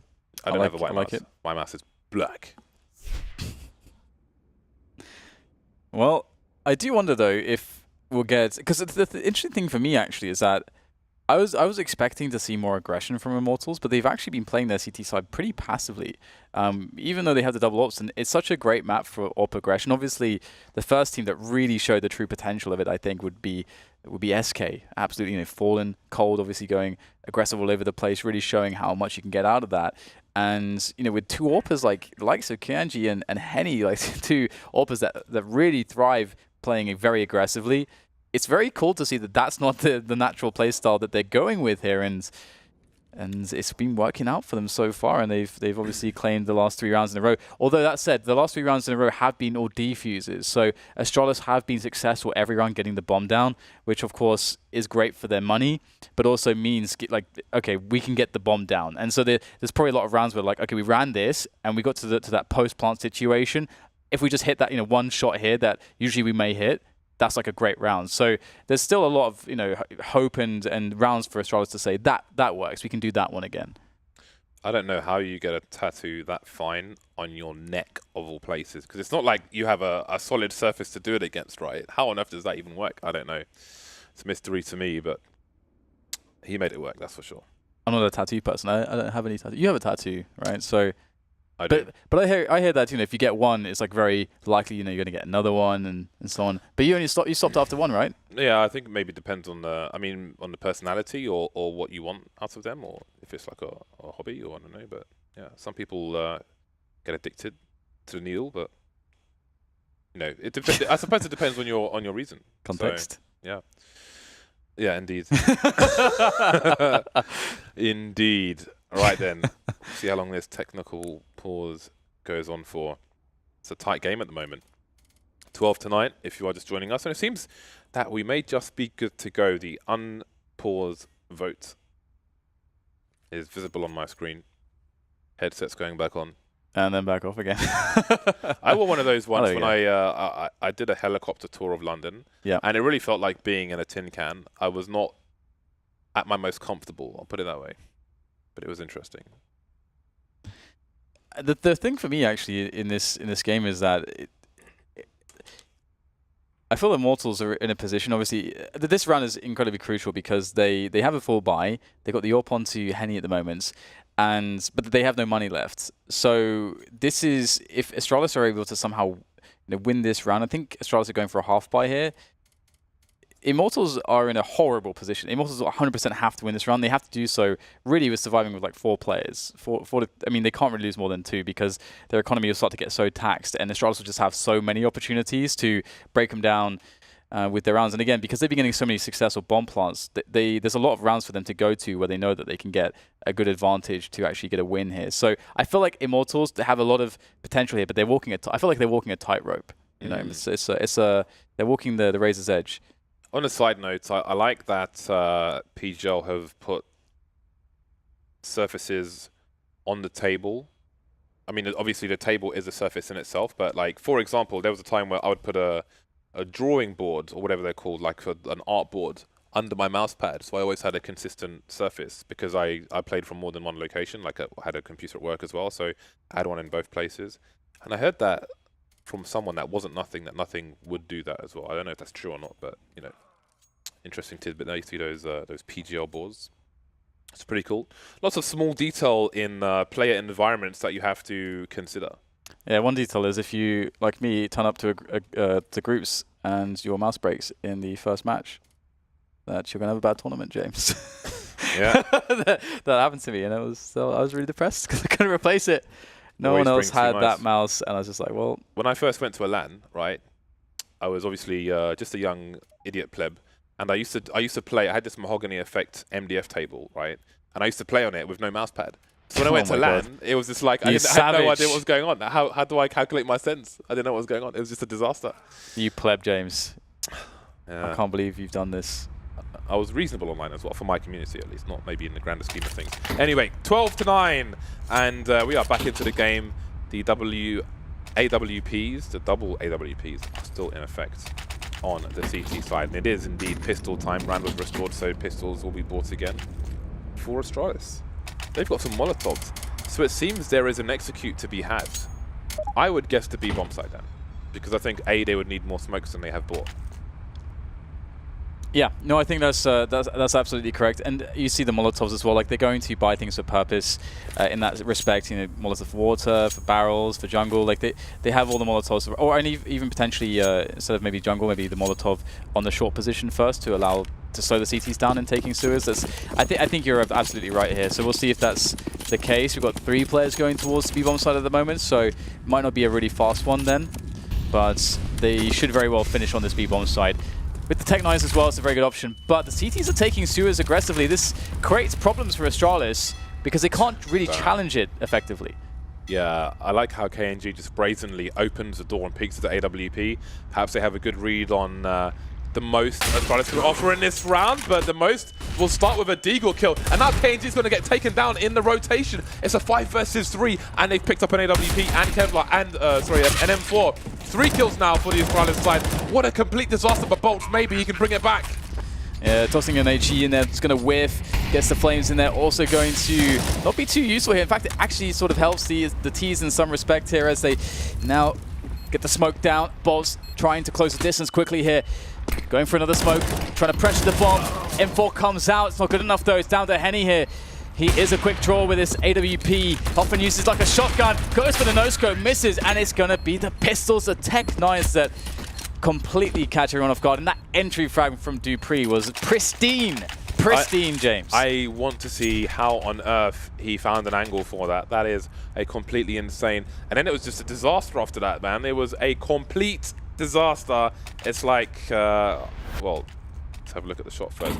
Whoa, that is pretty godlike. I think he had a slight geometric advantage there, but it's only so minimal. The other guy has an AWP, so it doesn't really matter. Look what it's done to the economy of Immortals. They've Crazy. got Mag 7s coming out. It's a force buy. It's force buy territory for them. They were in such a good position, and now their position has been taken away. Once I went fishing, right? Okay. And I didn't have any fishing stuff, and I cast my line out, and a swan was flying past, and it closed the line of the swan, and the swan crashed into the bank. That is what I would call a disaster, Dan, and that's how I would compare what we just saw in that previous round. Was that the first and last time you went fishing? More or less. All right. Astralis 13 rounds now, and in the previous round I sort of said, okay, Immortals have to win this round with 4 players live. As you can see, the result of just losing that round outright, it is not a pretty sight. And Astralis, all they have to do is just run just a regular good anti-force buy round, and they should be good to go here. Steel and Lucas tried to run boost over Monster, and it just completely ended in failure in the meantime. So it seems that everything good that was happening for Immortals has disappeared like the rabbit in the magician's hat. 46 seconds remain for Astralis. KNG moving through the long area, common position for anti-ecoing Ts. And Glaive is almost on his 6 just by chance. KNG peaks. That was sure to happen. Cracóvia had a great angle. The numbers start to dwindle. Yeah, and you can see that Astralis, after taking that initial map control, they're taking the forward positions away. They hold. They just hold, they wait for a push, they get it from KNG, and now it's time to go for Astralis. They send the Zipex in for information towards B, and this is kind of funny actually, because ideally he actually catches players there and keeps them from rotating, but in fact actually it's a free bomb site, but there's no time to rotate back there anyway, so it's kind of a funny mistiming as it were. So everything's fine though. Immortals were not able to get to the A bomb site quickly enough to really cause too many issues, or did they? We get a nice frag there from Steel, but still they're going to go for a defuse. There's no kit. The spray down is in play, and that's going to be a wrap. 14-9. Astralis only 2 away now from taking Overpass away. It looks so good for Immortals, but now it's all looking quite grim. Yeah, it's looking less than ideal, to put it kindly. So now it's just force buy town for Immortals from start to finish. Lucas going for the Deagle, as will KNG, or KNJ if you prefer, as will Bolts. Henny with the scout. It is actually officially Hen 1, but he does not mind being called Henny. Obviously in the West we're used to the 1 being an I and so on and so forth, so people just adapt. 14-9, desperate times for Immortals. Astralis can afford this slow approach and prey on the desperation of their opponents. And he spotted towards long, unable to have the success that Device did so far, that is, with these scouts, when he needed it in the first half. But there's plenty of time to try and get some tags. And he's one of those AWPers that's like really, really good at... I think Esse is very much like this as well. Like really good at sort of, if a player goes behind an object, he just somehow just nails like understands like how fast the model's moving, and he just gets it perfect no matter the distance the player is away. If that was an AWP instead of a scout, I think he actually gets a tag there through the boulder or something, because that was on point there from Henny. But alas, he was on the mere scouts. Doesn't do too much from that range through objects. This is very tense stuff here for Immortals. Astralis looking to close in onto match point here, and they're once again running an anti-force buy round. They're moving up towards toilets and long as well, and using all their grenades in the utility to make everything safe. And they are soon to the A-bomb site. There goes Bolts. Steel and KNG just now rotating from the B bomb site, and let's see, there's a wall of smoke, 3 smokes long through the A bomb site, but opportunity is slowly being lost. Oh, it's going to be hard for him to stop Astralis from getting... Wait a minute, they've just got themselves 2 kills. It's a 3-on-3 though. They've still got only the scout and the 2 pistols, and the bomb's planted on the other side of the boxes, but the kills continue to rain in. What the hell's going on? Slave getting tagged, and there's Henny again with the scout. Henny with 3 kills. Where did that even come from? The man's good with a scout. He's good with a sniper rifle, James. He is very good with a sniper rifle, and that makes things interesting. Now things just got really interesting. Obviously, like, Immortals were in this like very impossible situation, and because of the way their money was, but now there's a bit of spice to this this overpass. All of a sudden, we've got a very good situation on the guns now for Immortals, thanks to that brilliant play from Henny with that scout, and they can stave off the match point for the time being of Astralis, perhaps.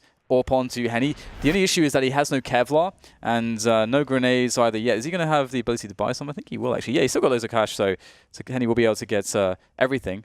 So a really good opportunity here now for the Immortals side. But again, I do wonder if they'll start mixing things up, or if they'll keep to this passive play. I think it's very hard to interpret what is going to be very successful. And I think the if you take additional risks against Astralis, they are a great team at punishing that. So. Countdown begins following the timeouts. 4 rounds between the 2 sides. Immortals, I don't know how they escaped that situation. I literally cannot compute, but here they are. And we have another pause. So something is happening. We see a headset being taken off.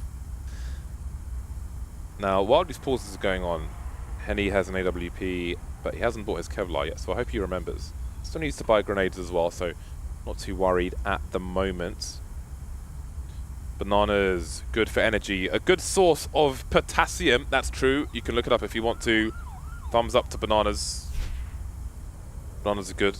Device probably has one of the, if not the lowest fat percentage of top tier CSGO players, that's for sure. Very healthy man is Device.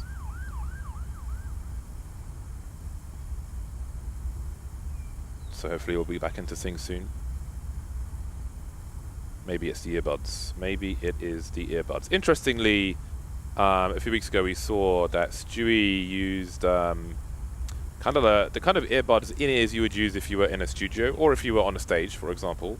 They kind of roll over your ear and have a sponge. I don't know what it's quite called, what the official term is. I'll call it a sponge, which just kind of expands into your ear, so you will hear the game when you really, really need to.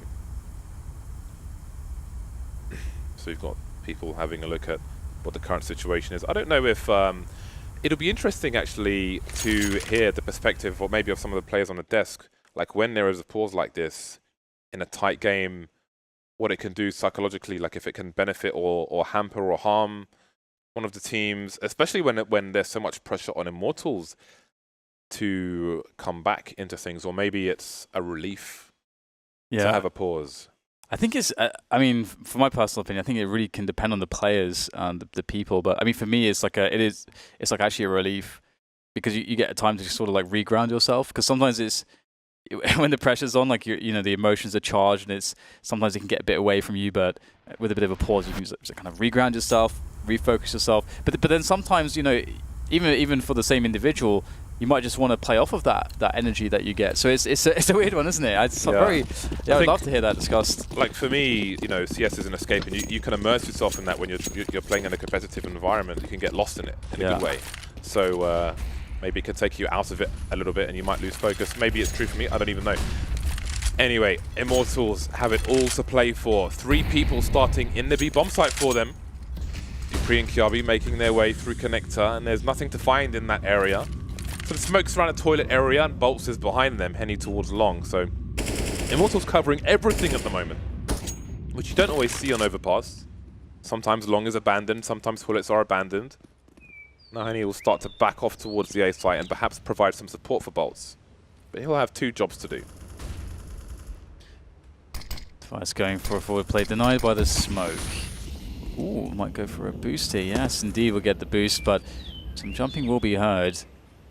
Now will Bolts just go for some spray here? That would be very smart. Goes for the incendiary instead. That will do the trick. Get rid of the boost. Although no player was at risk of being taken down there because it was a peek straight into the deep positions on the A bomb site. Device now looking for additional information and potential peeks here. The players here on the A site from Long now, and Astralis with all the poking and prodding so far have been unsuccessful. And the time is running low. It's 30 seconds left now. They've got to go for the A bomb sites. They've deployed almost all of their grenades. No flashes left for sure, but they've got mollies, and the molly will work. It will force Henny from his position, but he'll take a play down with him and keep Immortals in a man advantage. No flank coming in. Lucas rotating from B to A. The smokes are down again. It's a 3-on-3. There goes the beep beep. Will the City try and stop KNG with a great spray? No bomb. Oh, the bomb is planted, in fact. 2-on-2. Lucas coming around Optimus, and there's Device rotating back towards toilets as Steel makes his way towards the bank. Will they go for a fast defuse though? It seems yes. Lucas is on it, and Steel anticipates what is going on. He's got the human shield there as well, and Immortals will be successful. Astralis lose another round. But again, every round this half has been by defuse for Immortals. It's going down to the wire. That is a lot of diffusers, yeah. And that was a really smart way to handle it from Immortals. Just go for the diffuse straight away. Some teams, some players will actually, try to actually delay that a little bit, see if they can get some information. Is there going to be a peak? Can they try to peak someone with 2 players? That's something that you might be thinking of, but there was no mistaking the play there from Immortals. They were very decisive, and that's so important to have that level of decisiveness. It pays off in spades, and Astralis looking to get Dupree into sewers here. Slightly deterred by initial use of incendiaries by the CTs. And what havoc can he create with his AWP? There's not too much in the way of players around his position. Oh, got to be careful with that. These top level players, man, they are good at connecting that shot. Going to land eventually, that's for sure. Plenty more Counter-Strike to come here at the Kraków Major. If you are making your way here, then we will soon be welcoming you with all kinds of headshots. And he doesn't want to overextend in that position. More jumping jack, but the hammer will not land where it wants to. 55 seconds, Glaive getting picked off, and that's the bomb spotted outside Monster. Lucas, Steel, KNG there, and it seems there'll be a fast rotation from Immortals at the time left on the clock, and indeed the T's are pushing in, but it's not going their way. It is not going their way. Kiabi left alone for a brief time, but he'll soon join his teammates. 2 rounds. Can Immortals do it then? I absolutely think they can, yeah. They're doing a great job at the moment. Again, you can see that round, one of the reasons why they want to play passively. They don't want to allow Astralis to get much in the way of picks. And in that situation as well, you sort of force the T's to go for set-piece plays. Or, you could see a situation here. This is another option. Try to force the picks. We saw that the initial one failed. And second attempt was failed. And Immortals are just loving it. They, as you said, they spotted the bomb initially. That gave them the confidence to understand how to rotate themselves on the CT side. And they were able to stay a step ahead of the game there. So Astralis, they need to make an adjustment. Either go for something very fast, try to play one of these set pieces onto the A bomb site. I mean, they've generally been very successful getting the bomb down. They just can't seem to hold the post-plant situations. So this is a very tight game. This is very hard to predict, but Immortals absolutely looking great to be in with a chance to take down the title holders.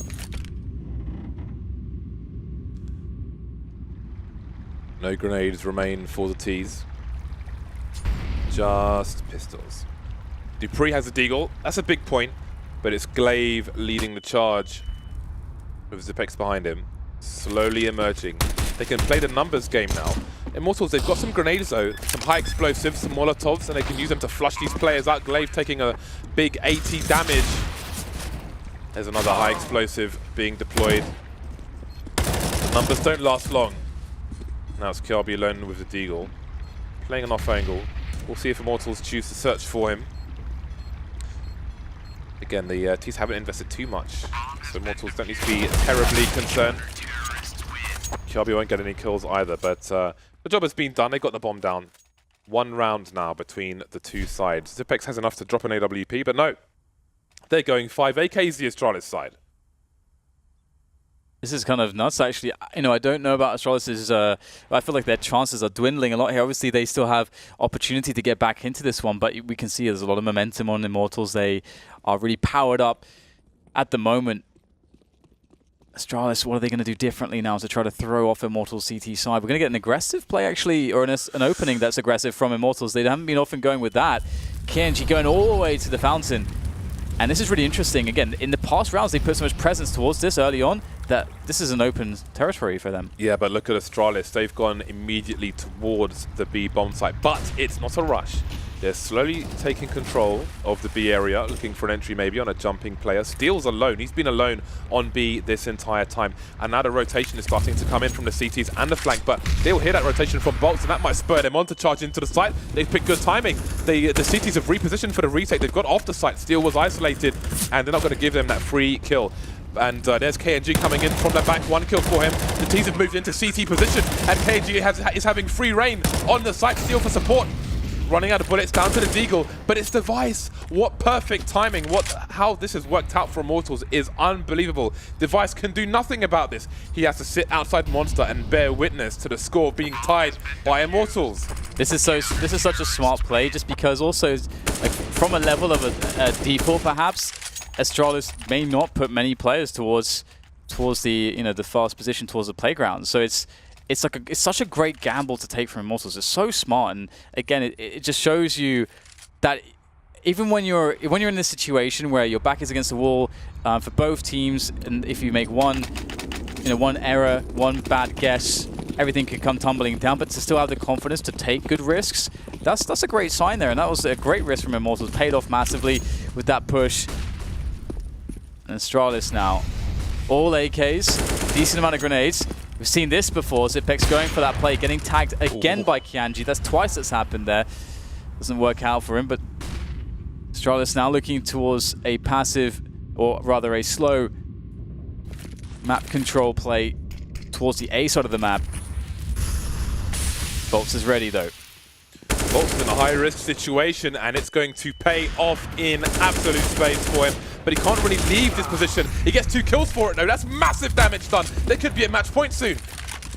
There's time, though, for Astralis. But what there isn't is personnel. There's a 2-man flank. Oh, my God. The T's are moving through connector, and the Immortals are not going to get into position in time, which means that B is going to be completely abandoned. But wait, they're moving backwards. They're making noise, and Lucas is there, almost with a 2-man spray down. This is turning into complete madness. Astralis, they have to run towards B. They have no choice, whether it's a trap or not. KNG slowly rotating. So opportunity knocks. KNG could get taken down here with the AWP, but no, of course not. Why would he do that? Device looking away just in time. Oh my God, what a collapse. It's like they're in a black hole. Everything is imploding around them. It's Device alone in the 1 versus 4. He needs to get the bomb down, but the flank is there from Lucas. He gets that kill at least.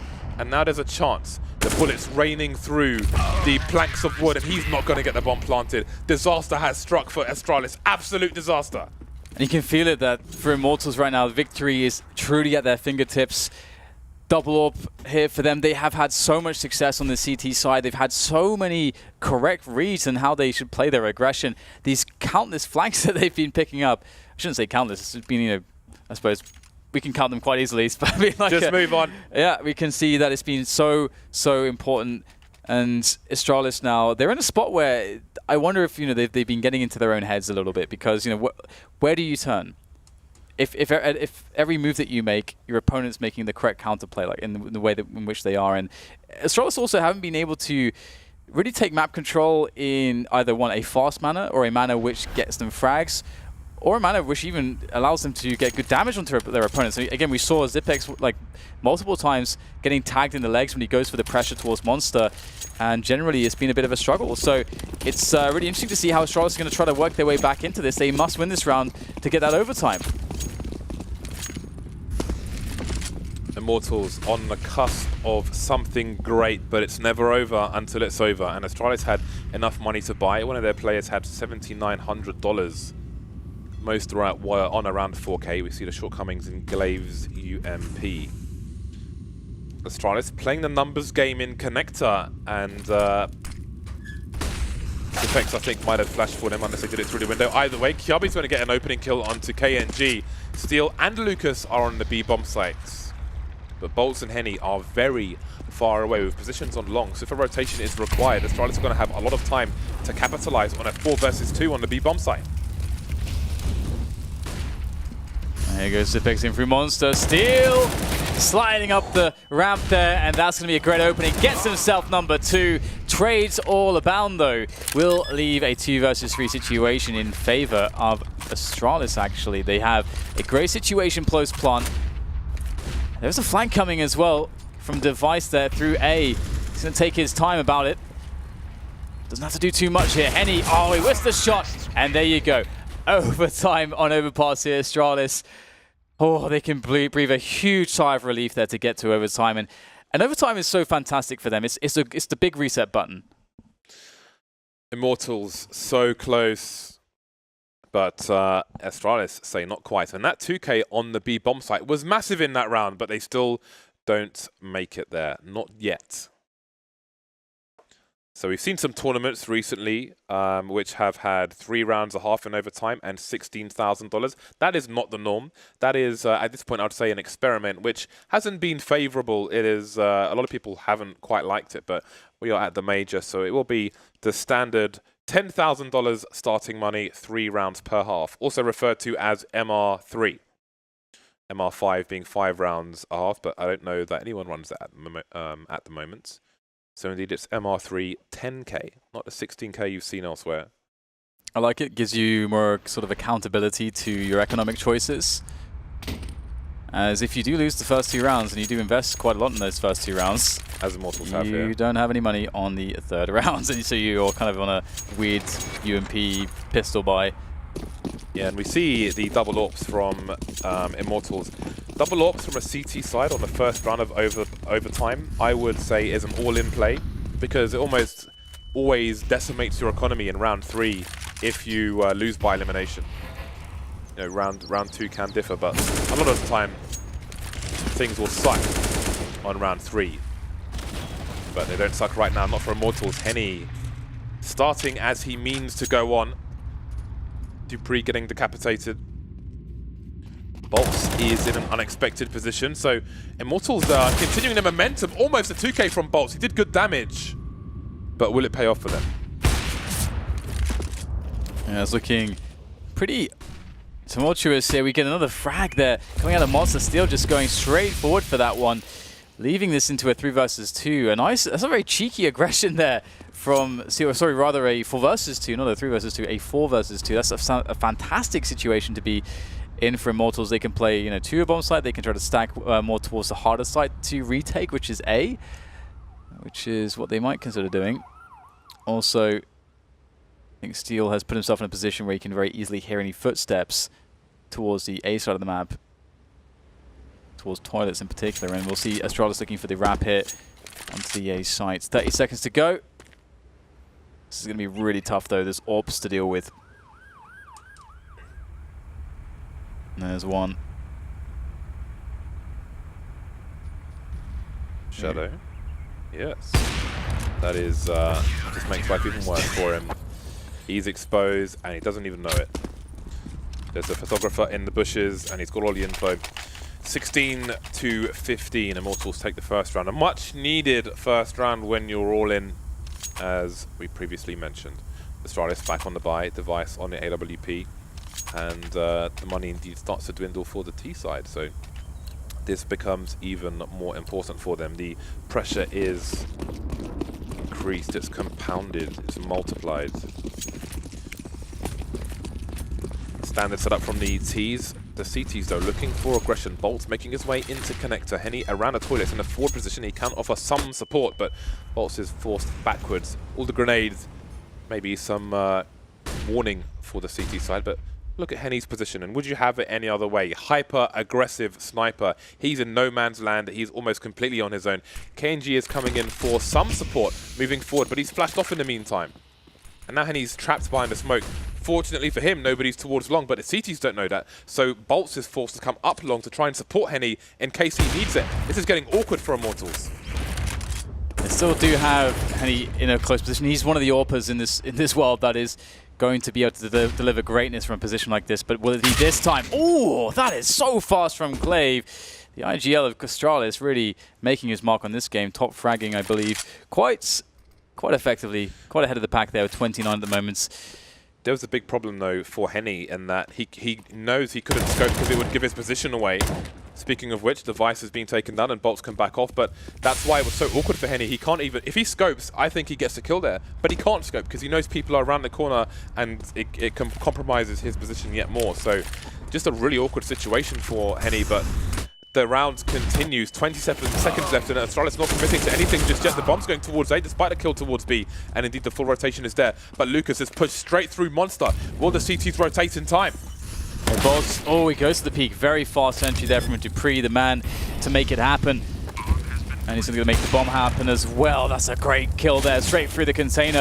KNG looking for another one. He pulls out the AWP once again. The quick draw, not quick enough for Mr. Dupree there, as we'll see Lucas on 5 HP. And with that amount of health, he's probably not feeling all too confident about his chances in this one. But he'll give it a go. But it will be Dupree with an excellent round there. 3 kills. Entry frags, defensive frags. Dupree with a great round indeed. 16 to 16 now as the team's tied up. I do. It was. I don't know what to think of Henny's positioning in that round, because yes, he is an aggressive AWPer, but that was very, very isolated. It turned out and very awkward. But we'll see. They still have double AWP, so at least monetary-wise, it hasn't hurt them too much, thanks to the success of the first round. So risks were taken. They didn't pay off in that respect. Kiabi and Dupree moving through connector. So this time, Boltz has got some company. And he's on his own with the M4, not the AK. All of the timing! Oh my god! I actually could see on his camera, he was looking at the radar right then when that happens as well. So it's, yeah, that definitely hurts. That hurts. We can talk about that in a moment as we have Henny once again in toilets backing away. Oh, Steel at it again, so cheeky with these shenanigans on these monster pushes, and he's got the bomb. That is just massive. Oh, Lucas somehow got a grenade kill on Kiabi coming out of connector into short B. Dupree's there as well, and Lucas is not covering Steel's back because he's got to cover short B. So Dupree, Steel turns around just in time. What a perfect 180. A pirouette perhaps. Device alone in a 1 versus 4. This is a pretty tense game at the moment. Can't expect him to get much done in that situation. Immortals are to take the lead into the second half. This is pretty crazy, Dan. Yeah, Astralis really struggling, it seems. Like, it really looks like Immortals are I mean, of course, they only have 1 round in advantage, but it does feel like they're the more confident team right now. They're the team that are faltering less. They're the team that are willing to take some great risks here. Again, one of those pushes from Steel, picking up those kills. He's done so pretty effectively so far. I think his success rate is very high with that push. He gets good timings on it. And also, to that point as well, a lot of that does come down to your awareness as to what's happening in the round, what you think is most likely based on what has happened, where your teammates are. It's all these little bits of information that can help you inform you as to like what play you think is going to be the most optimal. And that goes to these the players having to check the mini-map every now and again. You got to see, where are all my teammates right now? Where was that action that I just heard across the map? All these sorts of things. So awareness, very crucial. Device up to his usual tricks, but I think Immortals will be prepared by now. I'm not going to give him much of anything. And again, we have now Immortals going for the numbers game towards the connector area, but they don't have anybody around the balloon position. They don't have anybody in short B, although Henny is starting to make some moves around the upper area, because I think ideally you want some support from around there when it's a complete unknown, all these areas. Device firing off a shot, and he will back off towards the site. So Astralis playing deep. Don't want to get caught out in isolation. Immortals just playing the one AWP on the T side, which is good to see because they have in the past gone to 2, which again I do think is questionable, to say the least, on the T side in most situations. 3 players for Astralis still in the B bomb site, but Zipex is starting to move into a position where he might rotate. I think we had 4 flashbangs there on his way. Yeah, and they're going really fast here, these Brazilians, straight into the setup of the CT, straight through the smokes if they possibly can. Weirdly use these flashbangs. Great positioning there from Kirby. However, Lucas able to respond in kind by the truck. Frags exchanged all over the place here, as only 2 are left now for Immortals, but perhaps that's enough. It's just bolts now after all these frags start to come in quite the flurry. And the bomb now can be planted in the moment of calm. But it's not over yet here. The fight continues. Astralis forced the issue. Boss has no position to back off to, and that will be the defuse there. Surviving with the last man are Astralis. Looking for the AWP. AWP found for Astralis. Very important pickup for them. And there comes the defuse. Bolt's not quite sure where that last player was, but ended up focusing on the player he knew was in the stairs position. Landed a kill, but another kill came in at the same time. The final kill of the round to make it 17 apiece. We're looking for one of these teams to make it to 19-17. Failing that, we will be headed towards a second overtime. There's an AWP on the floor. No, there's an AK for Henny. So no AWP in this round for the T side. We'll see. I mean, maybe that ends up being a benefit for them. Maybe they can play a faster round. Speaking of fast rounds, 3 CTs making their way towards the connector position, towards that balloon area. Smoke will delay things. Still playing close. Not much the CTs can do in that situation, but admire the smoke. Dupree off angle towards Monster. Device having a look towards Long. So Astralis, they'll keep these 2 players in that connector area. Steal with his off angle for the time being. And he's just going to make his way over there on his own. He's got Henny in for support, but Henny's got the bomb. So if Steal goes down, how does Henny even trade in this situation? He can't really take the gamble with the bomb, and indeed he will make his way out. Glaive just about ready to get that kill. I think Steal, that was his for the taking. Didn't quite happen for him though.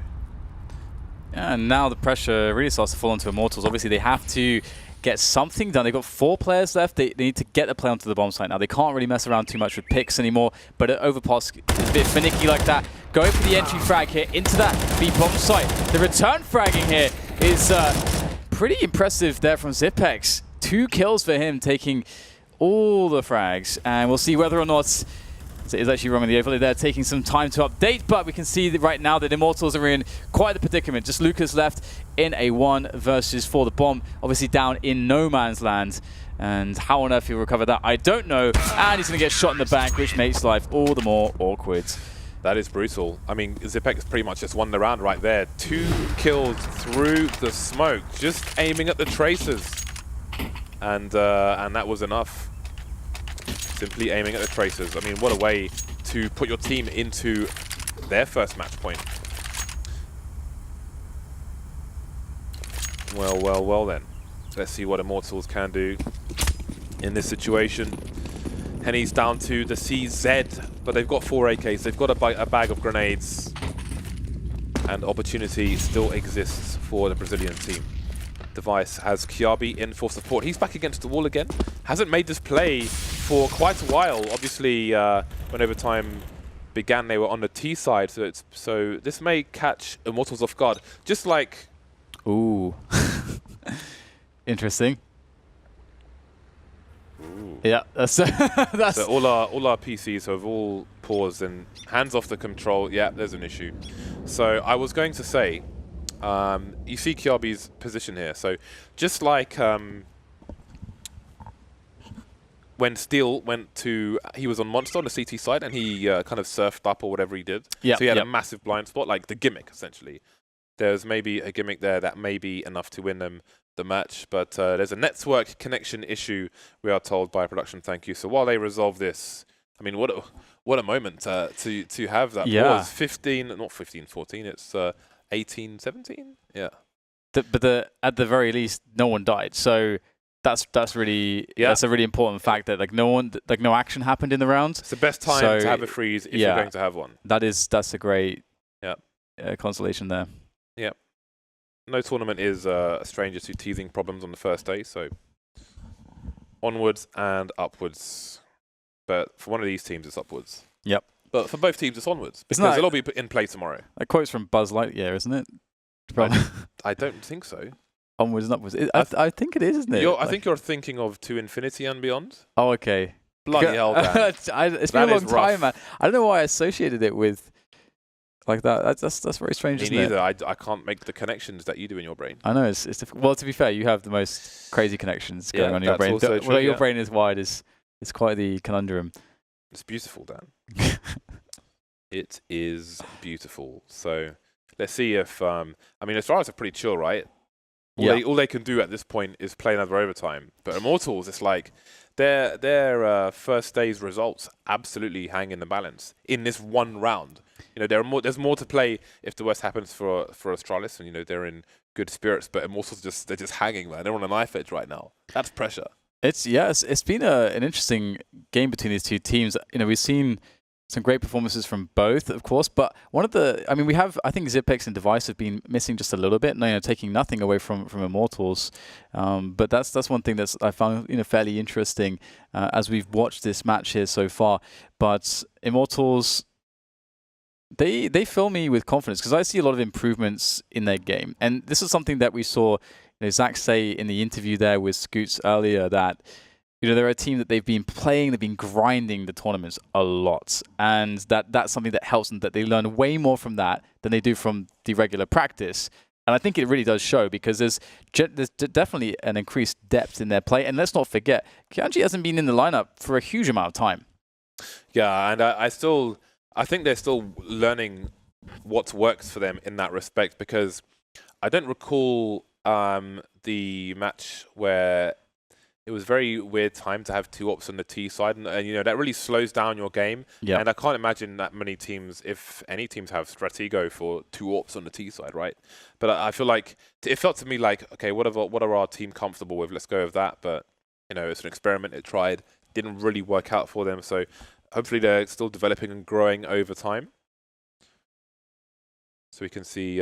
Someone said with regards to my mouse pad discussion and surfaces underneath it, that nothing has a large pad underneath the pad he plays on, which I think he still does. Yeah, but I just went for a straight wooden canvas board thing. I don't know what they're called, from an art store in the UK. So I used to do it because it's just more comfortable.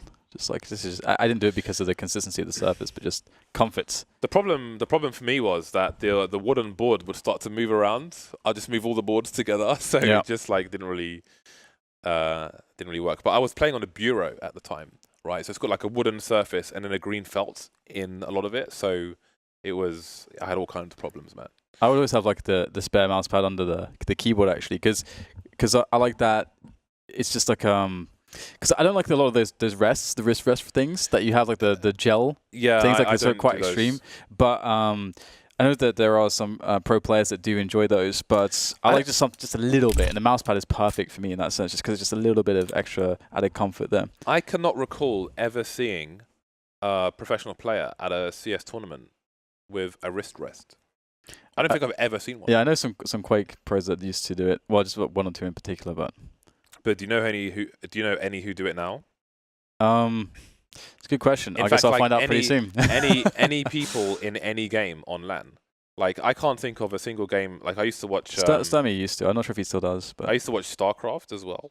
Like some MLG tournaments. I used to subscribe to that and watch StarCraft. But I mean, you're not seeing the keyboard in the camera shot a lot of the time because it's a wide team shot, right? You're going to see it more in CS. So I have no idea for StarCraft, but I can't. I mean, if any of you at home know somebody who uses a wrist rest in LAN, not like tier 7 Counter-Strike, but reasonable. I would love to hear it. I don't know if there's any like medical benefit of them, or if it's just like that's the thing. Yeah, it's like a placebo. Like, oh, my wrist is better now because it's on this. Because it's on a pillow. Yeah, it's like yeah, it's true. It is true. Yeah, I'm sure initially there may not have been, like when it first came about. Perhaps there wasn't too much research on it. I have no idea. Maybe it's just a genius creation. Why don't we? It could be. Make this accessory that people will buy.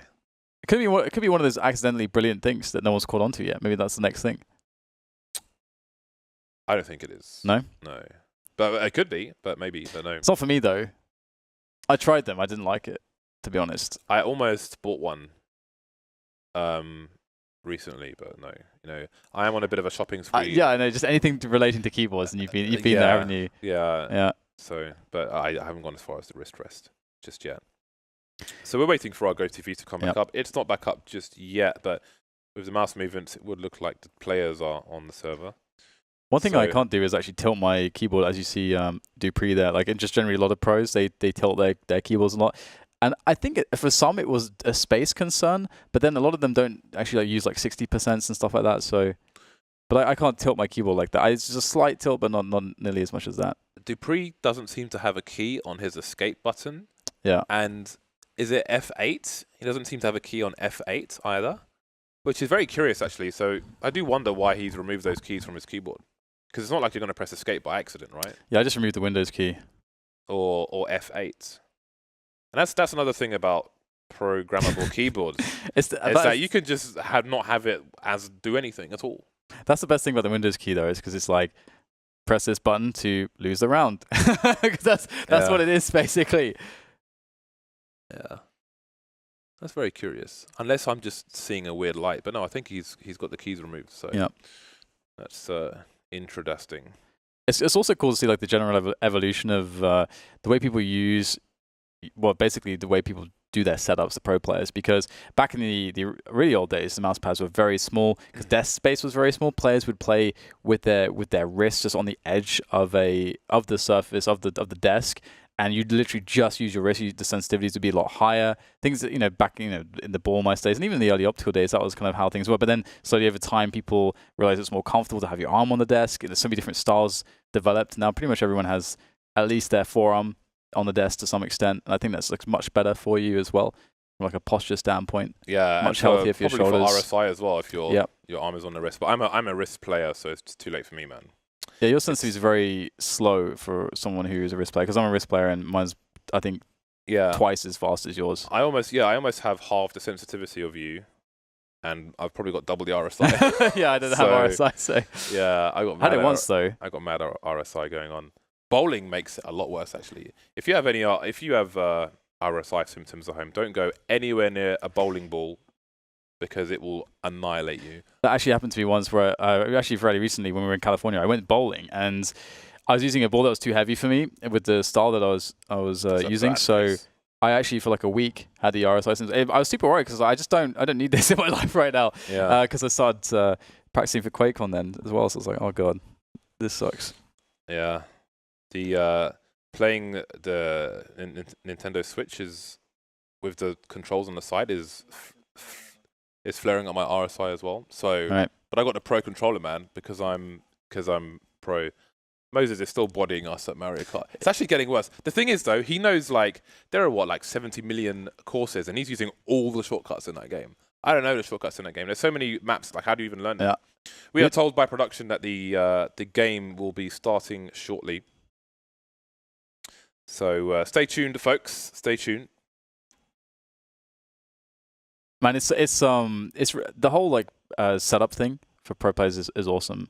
And it's really cool when you see like the... When you say setup thing, could you explain what exactly you're talking about? Just you know how Like they sit, how they have their arm on you know what again it depends on like if you are going to be a palm grip player, you know what kind of mouse are you using, you know, for the palm grip, and then what sensitivity you're using, and then that affects, you know, how you have your arm on the desk, because you're going to want to have like more space, more sweeping movements with your arm. But if you're a wrist player, then there's loads of different ways to do that, and there's so many different ways to do it. And generally speaking, people just work out what's comfortable for them. And with a lot of the pro players, and there's not a lot of copying necessarily. They just kind of like figure it out as time goes on. So just really like curious to see like how different people do it. And it's really interesting. Sometimes you get some really good inspiration from that as well. Because there are some general trends of like good practices when it comes to like creating your setup. Again, like based on, are you a claw grip player? Are you a palm grip player? You know, do you have high sensitivity, high sense, low sense, all this kind of stuff. So yeah, really fun. So much diversity there. But we're back into the game. So let's talk about that. 18-17, if you're just joining us, you've missed quite the battle. And Astralis really, I think in some ways, lucky to find themselves in this position where they currently are. Yeah, indeed they are. Immortals up against it now. Match point has come and gone, and now it's been handed to Astralis in this situation. And again, they will continue with their push, but Bolts might be ready for it. In fact, he's able to back off, and I mean, either he runs away or maybe he goes towards where the music is and tries to play an off angle. But no, Dupree will rip his face off. And this essentially forces Immortals to go one way, which means a flank might be inevitable unless they choose to go and fight towards B. But their lurker's gone. Maybe Lucas will be their new lurker, starting to back off. I do wonder if you'll head towards the B bomb site. A minute 5 on the clock for Immortals. And Astralis ran this exact same round with a slight difference before, where in the previous one they stacked way more players towards B. They pushed Suez and Monster at the same time, and they had Device playing aggressively early on towards Fountain. So it's a very similar type of aggression, but they just made it a little bit safer generally, and they didn't have Device playing so aggressively with the AWP. So again, it's a team like Astralis, they have so many different variants of the same sort of strategies that it can be difficult to ever really put your finger on what they're going to do. So it's very important that you can just like find a way to force your game style. Immortals have been quite good at that on their T side. So here they go in towards B. There is massive time pressure here for Immortals. They've chosen to rotate towards the B bomb site. They've only got 3 of their 4 players there, with one playing the cutoff towards the connector position. 16 seconds and they haven't had a single engagement. They barely fired a bullet. Lucas taken down as well. They still need to make it onto the site and plant the bomb. The bomb falling down the slope. They're going for the fight, and that's a complete disaster for them. Astralis took the round away from them almost before it began. 19-17, crisis averted. Immortals on the cusp of a great statement to make in their first match of their first major, but no, Astralis prevail. Yeah, and I love seeing the kind of reactions of the players, you know, after the game is done and so on. I think you can see that there's a huge amount of relief there from Device. I think it's a bit of a slow start for him so far into the tournament, and we'll see, you know, how that progresses as things move forwards. But yeah, that's such a save, isn't it, for Astralis? Immortals had so many fantastic opportunities. I think they've shown that, you know, that preparation has really paid off. This is a team to be very afraid of, because let's not forget, Astralis are indeed the defending champions here, so we have a lot of interesting games ahead when Immortals take to their seats. Yeah, and even though they didn't win the match, Immortals, it's still a great performance for them. And if you look at their struggles time after time to qualify for the major in the first place, even in their loss, I think it's a good way to begin. I mean, it's not perfect, obviously, because they lost the match, but it's still a good way for them, all things considered, to start their journey into major tournaments. Yeah, absolutely. Again, it's a team, like, as they put on the desk, you know, no matter how much preparation you've done against Astralis, they just have so many layers to their Counter-Strike that it's just very difficult to play against them, no matter how much preparation you've done. So definitely a good job by Immortals, although they did lose the map. We'll see what the devs think of that now as we hand it back over to Paul. There we go then. The champions have come through against the debutants, but it was very close, wasn't it? They scraped through with an overtime win in the end. Had a bit of everything in there, Janko, didn't it? Easiest prediction of my life. Just scraped it through. Yeah, I mean, obviously it was a very close game going into overtime, but the truth is I haven't really seen much from Immortals that would tell me they had prepared something special for Astralis here. You know, even on the T side, early on there were some very strange rounds where, you know, Bolts would try to walk out of Monster by himself to go for a contact play while the rest of his team was around Connector and still in Playground. It did seem mostly to rely on their CT side and just taking gambles, right? Sending multiple players towards the A bomb site in search of aggression, and sometimes they got lucky with it and were on a quick flank when Astralis would go for their quick B execute. Just to build on that, the only two things, well, the one thing I noticed twice that they got away with was one time they got punished for it, the other time it's that A aggression you're talking about is stopping that B execute, right, from Astralis.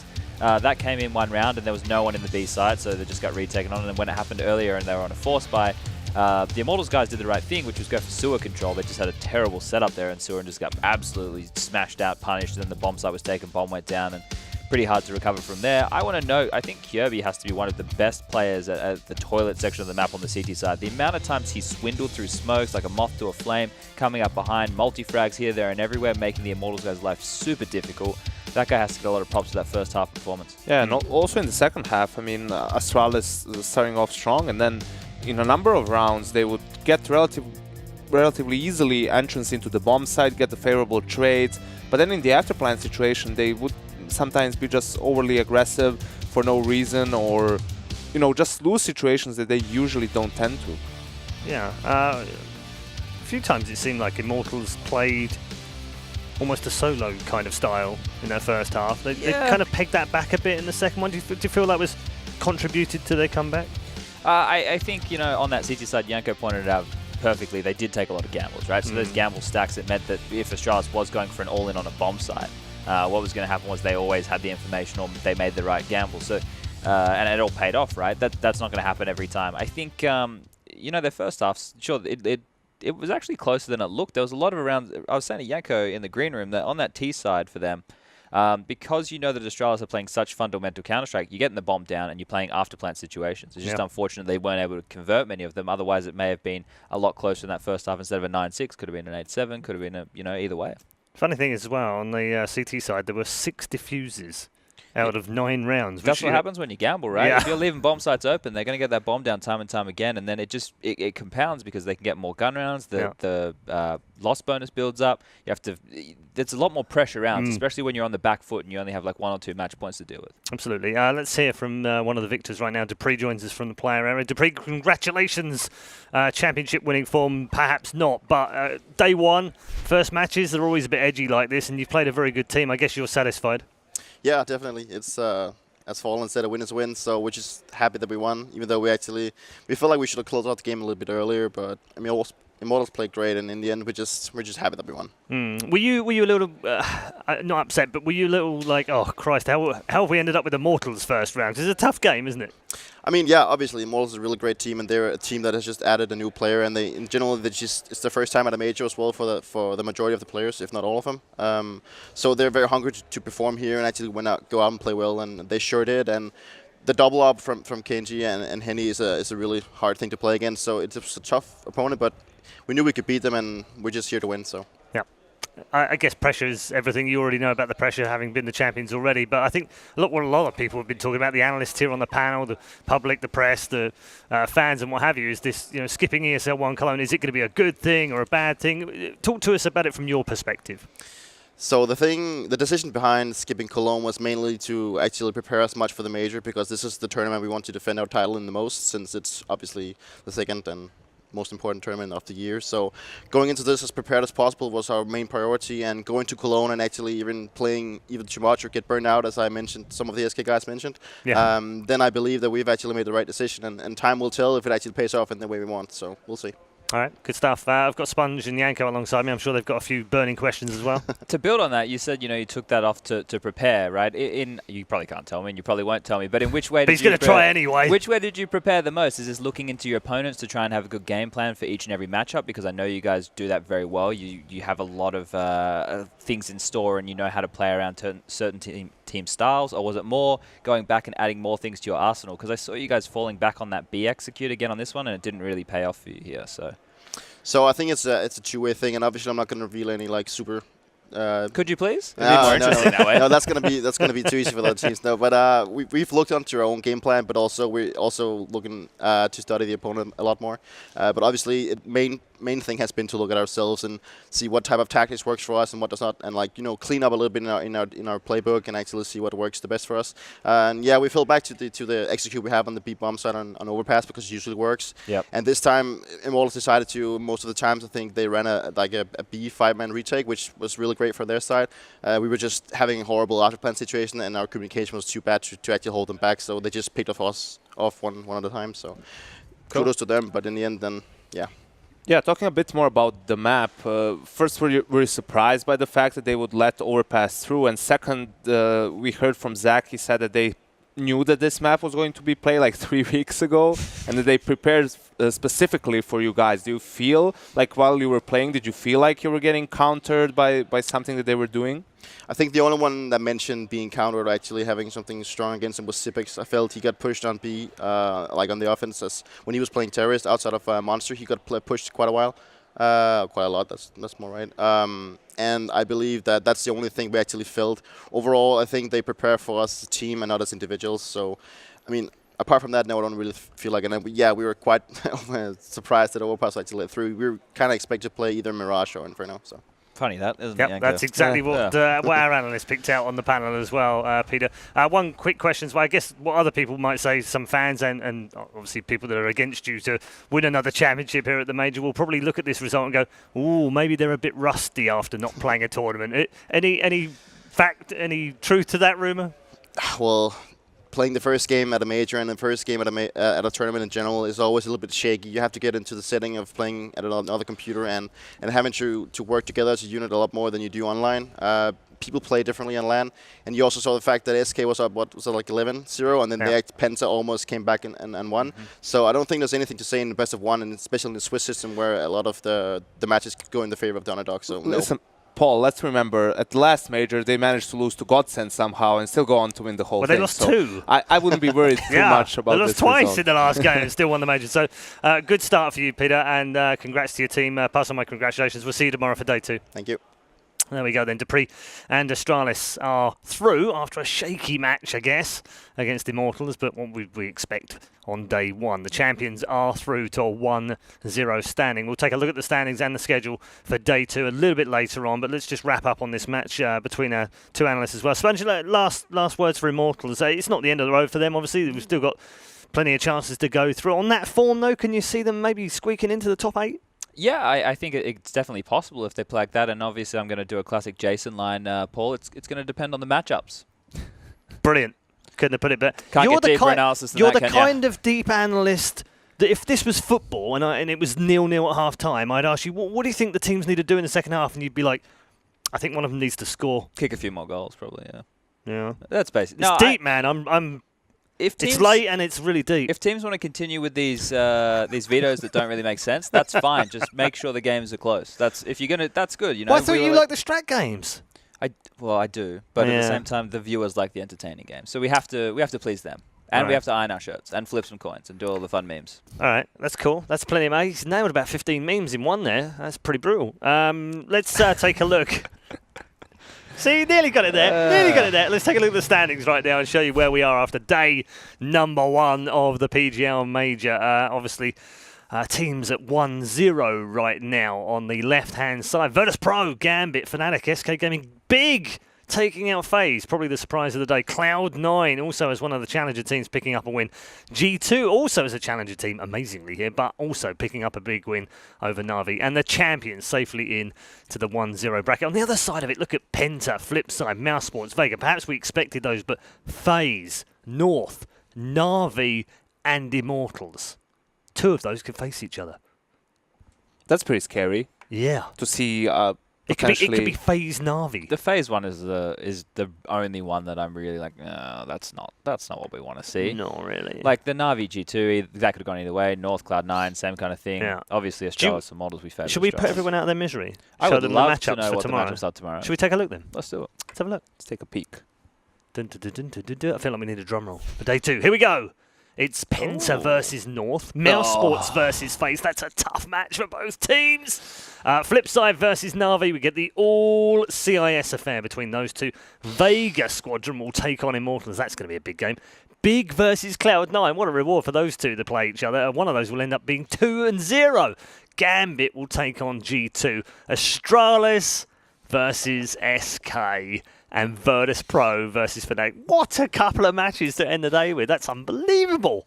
Yeah, we have a couple of great storylines here. Obviously, Astralis versus SK Gaming. Both teams the biggest favorites to win the whole tournament. Virtus Pro versus Fnatic. Another historic matchup that we had. Mouse Sports versus FaZe. No Nico versus his old team yet again. The CIS matchup. I mean, that's the flip side fun. Na'Vi one.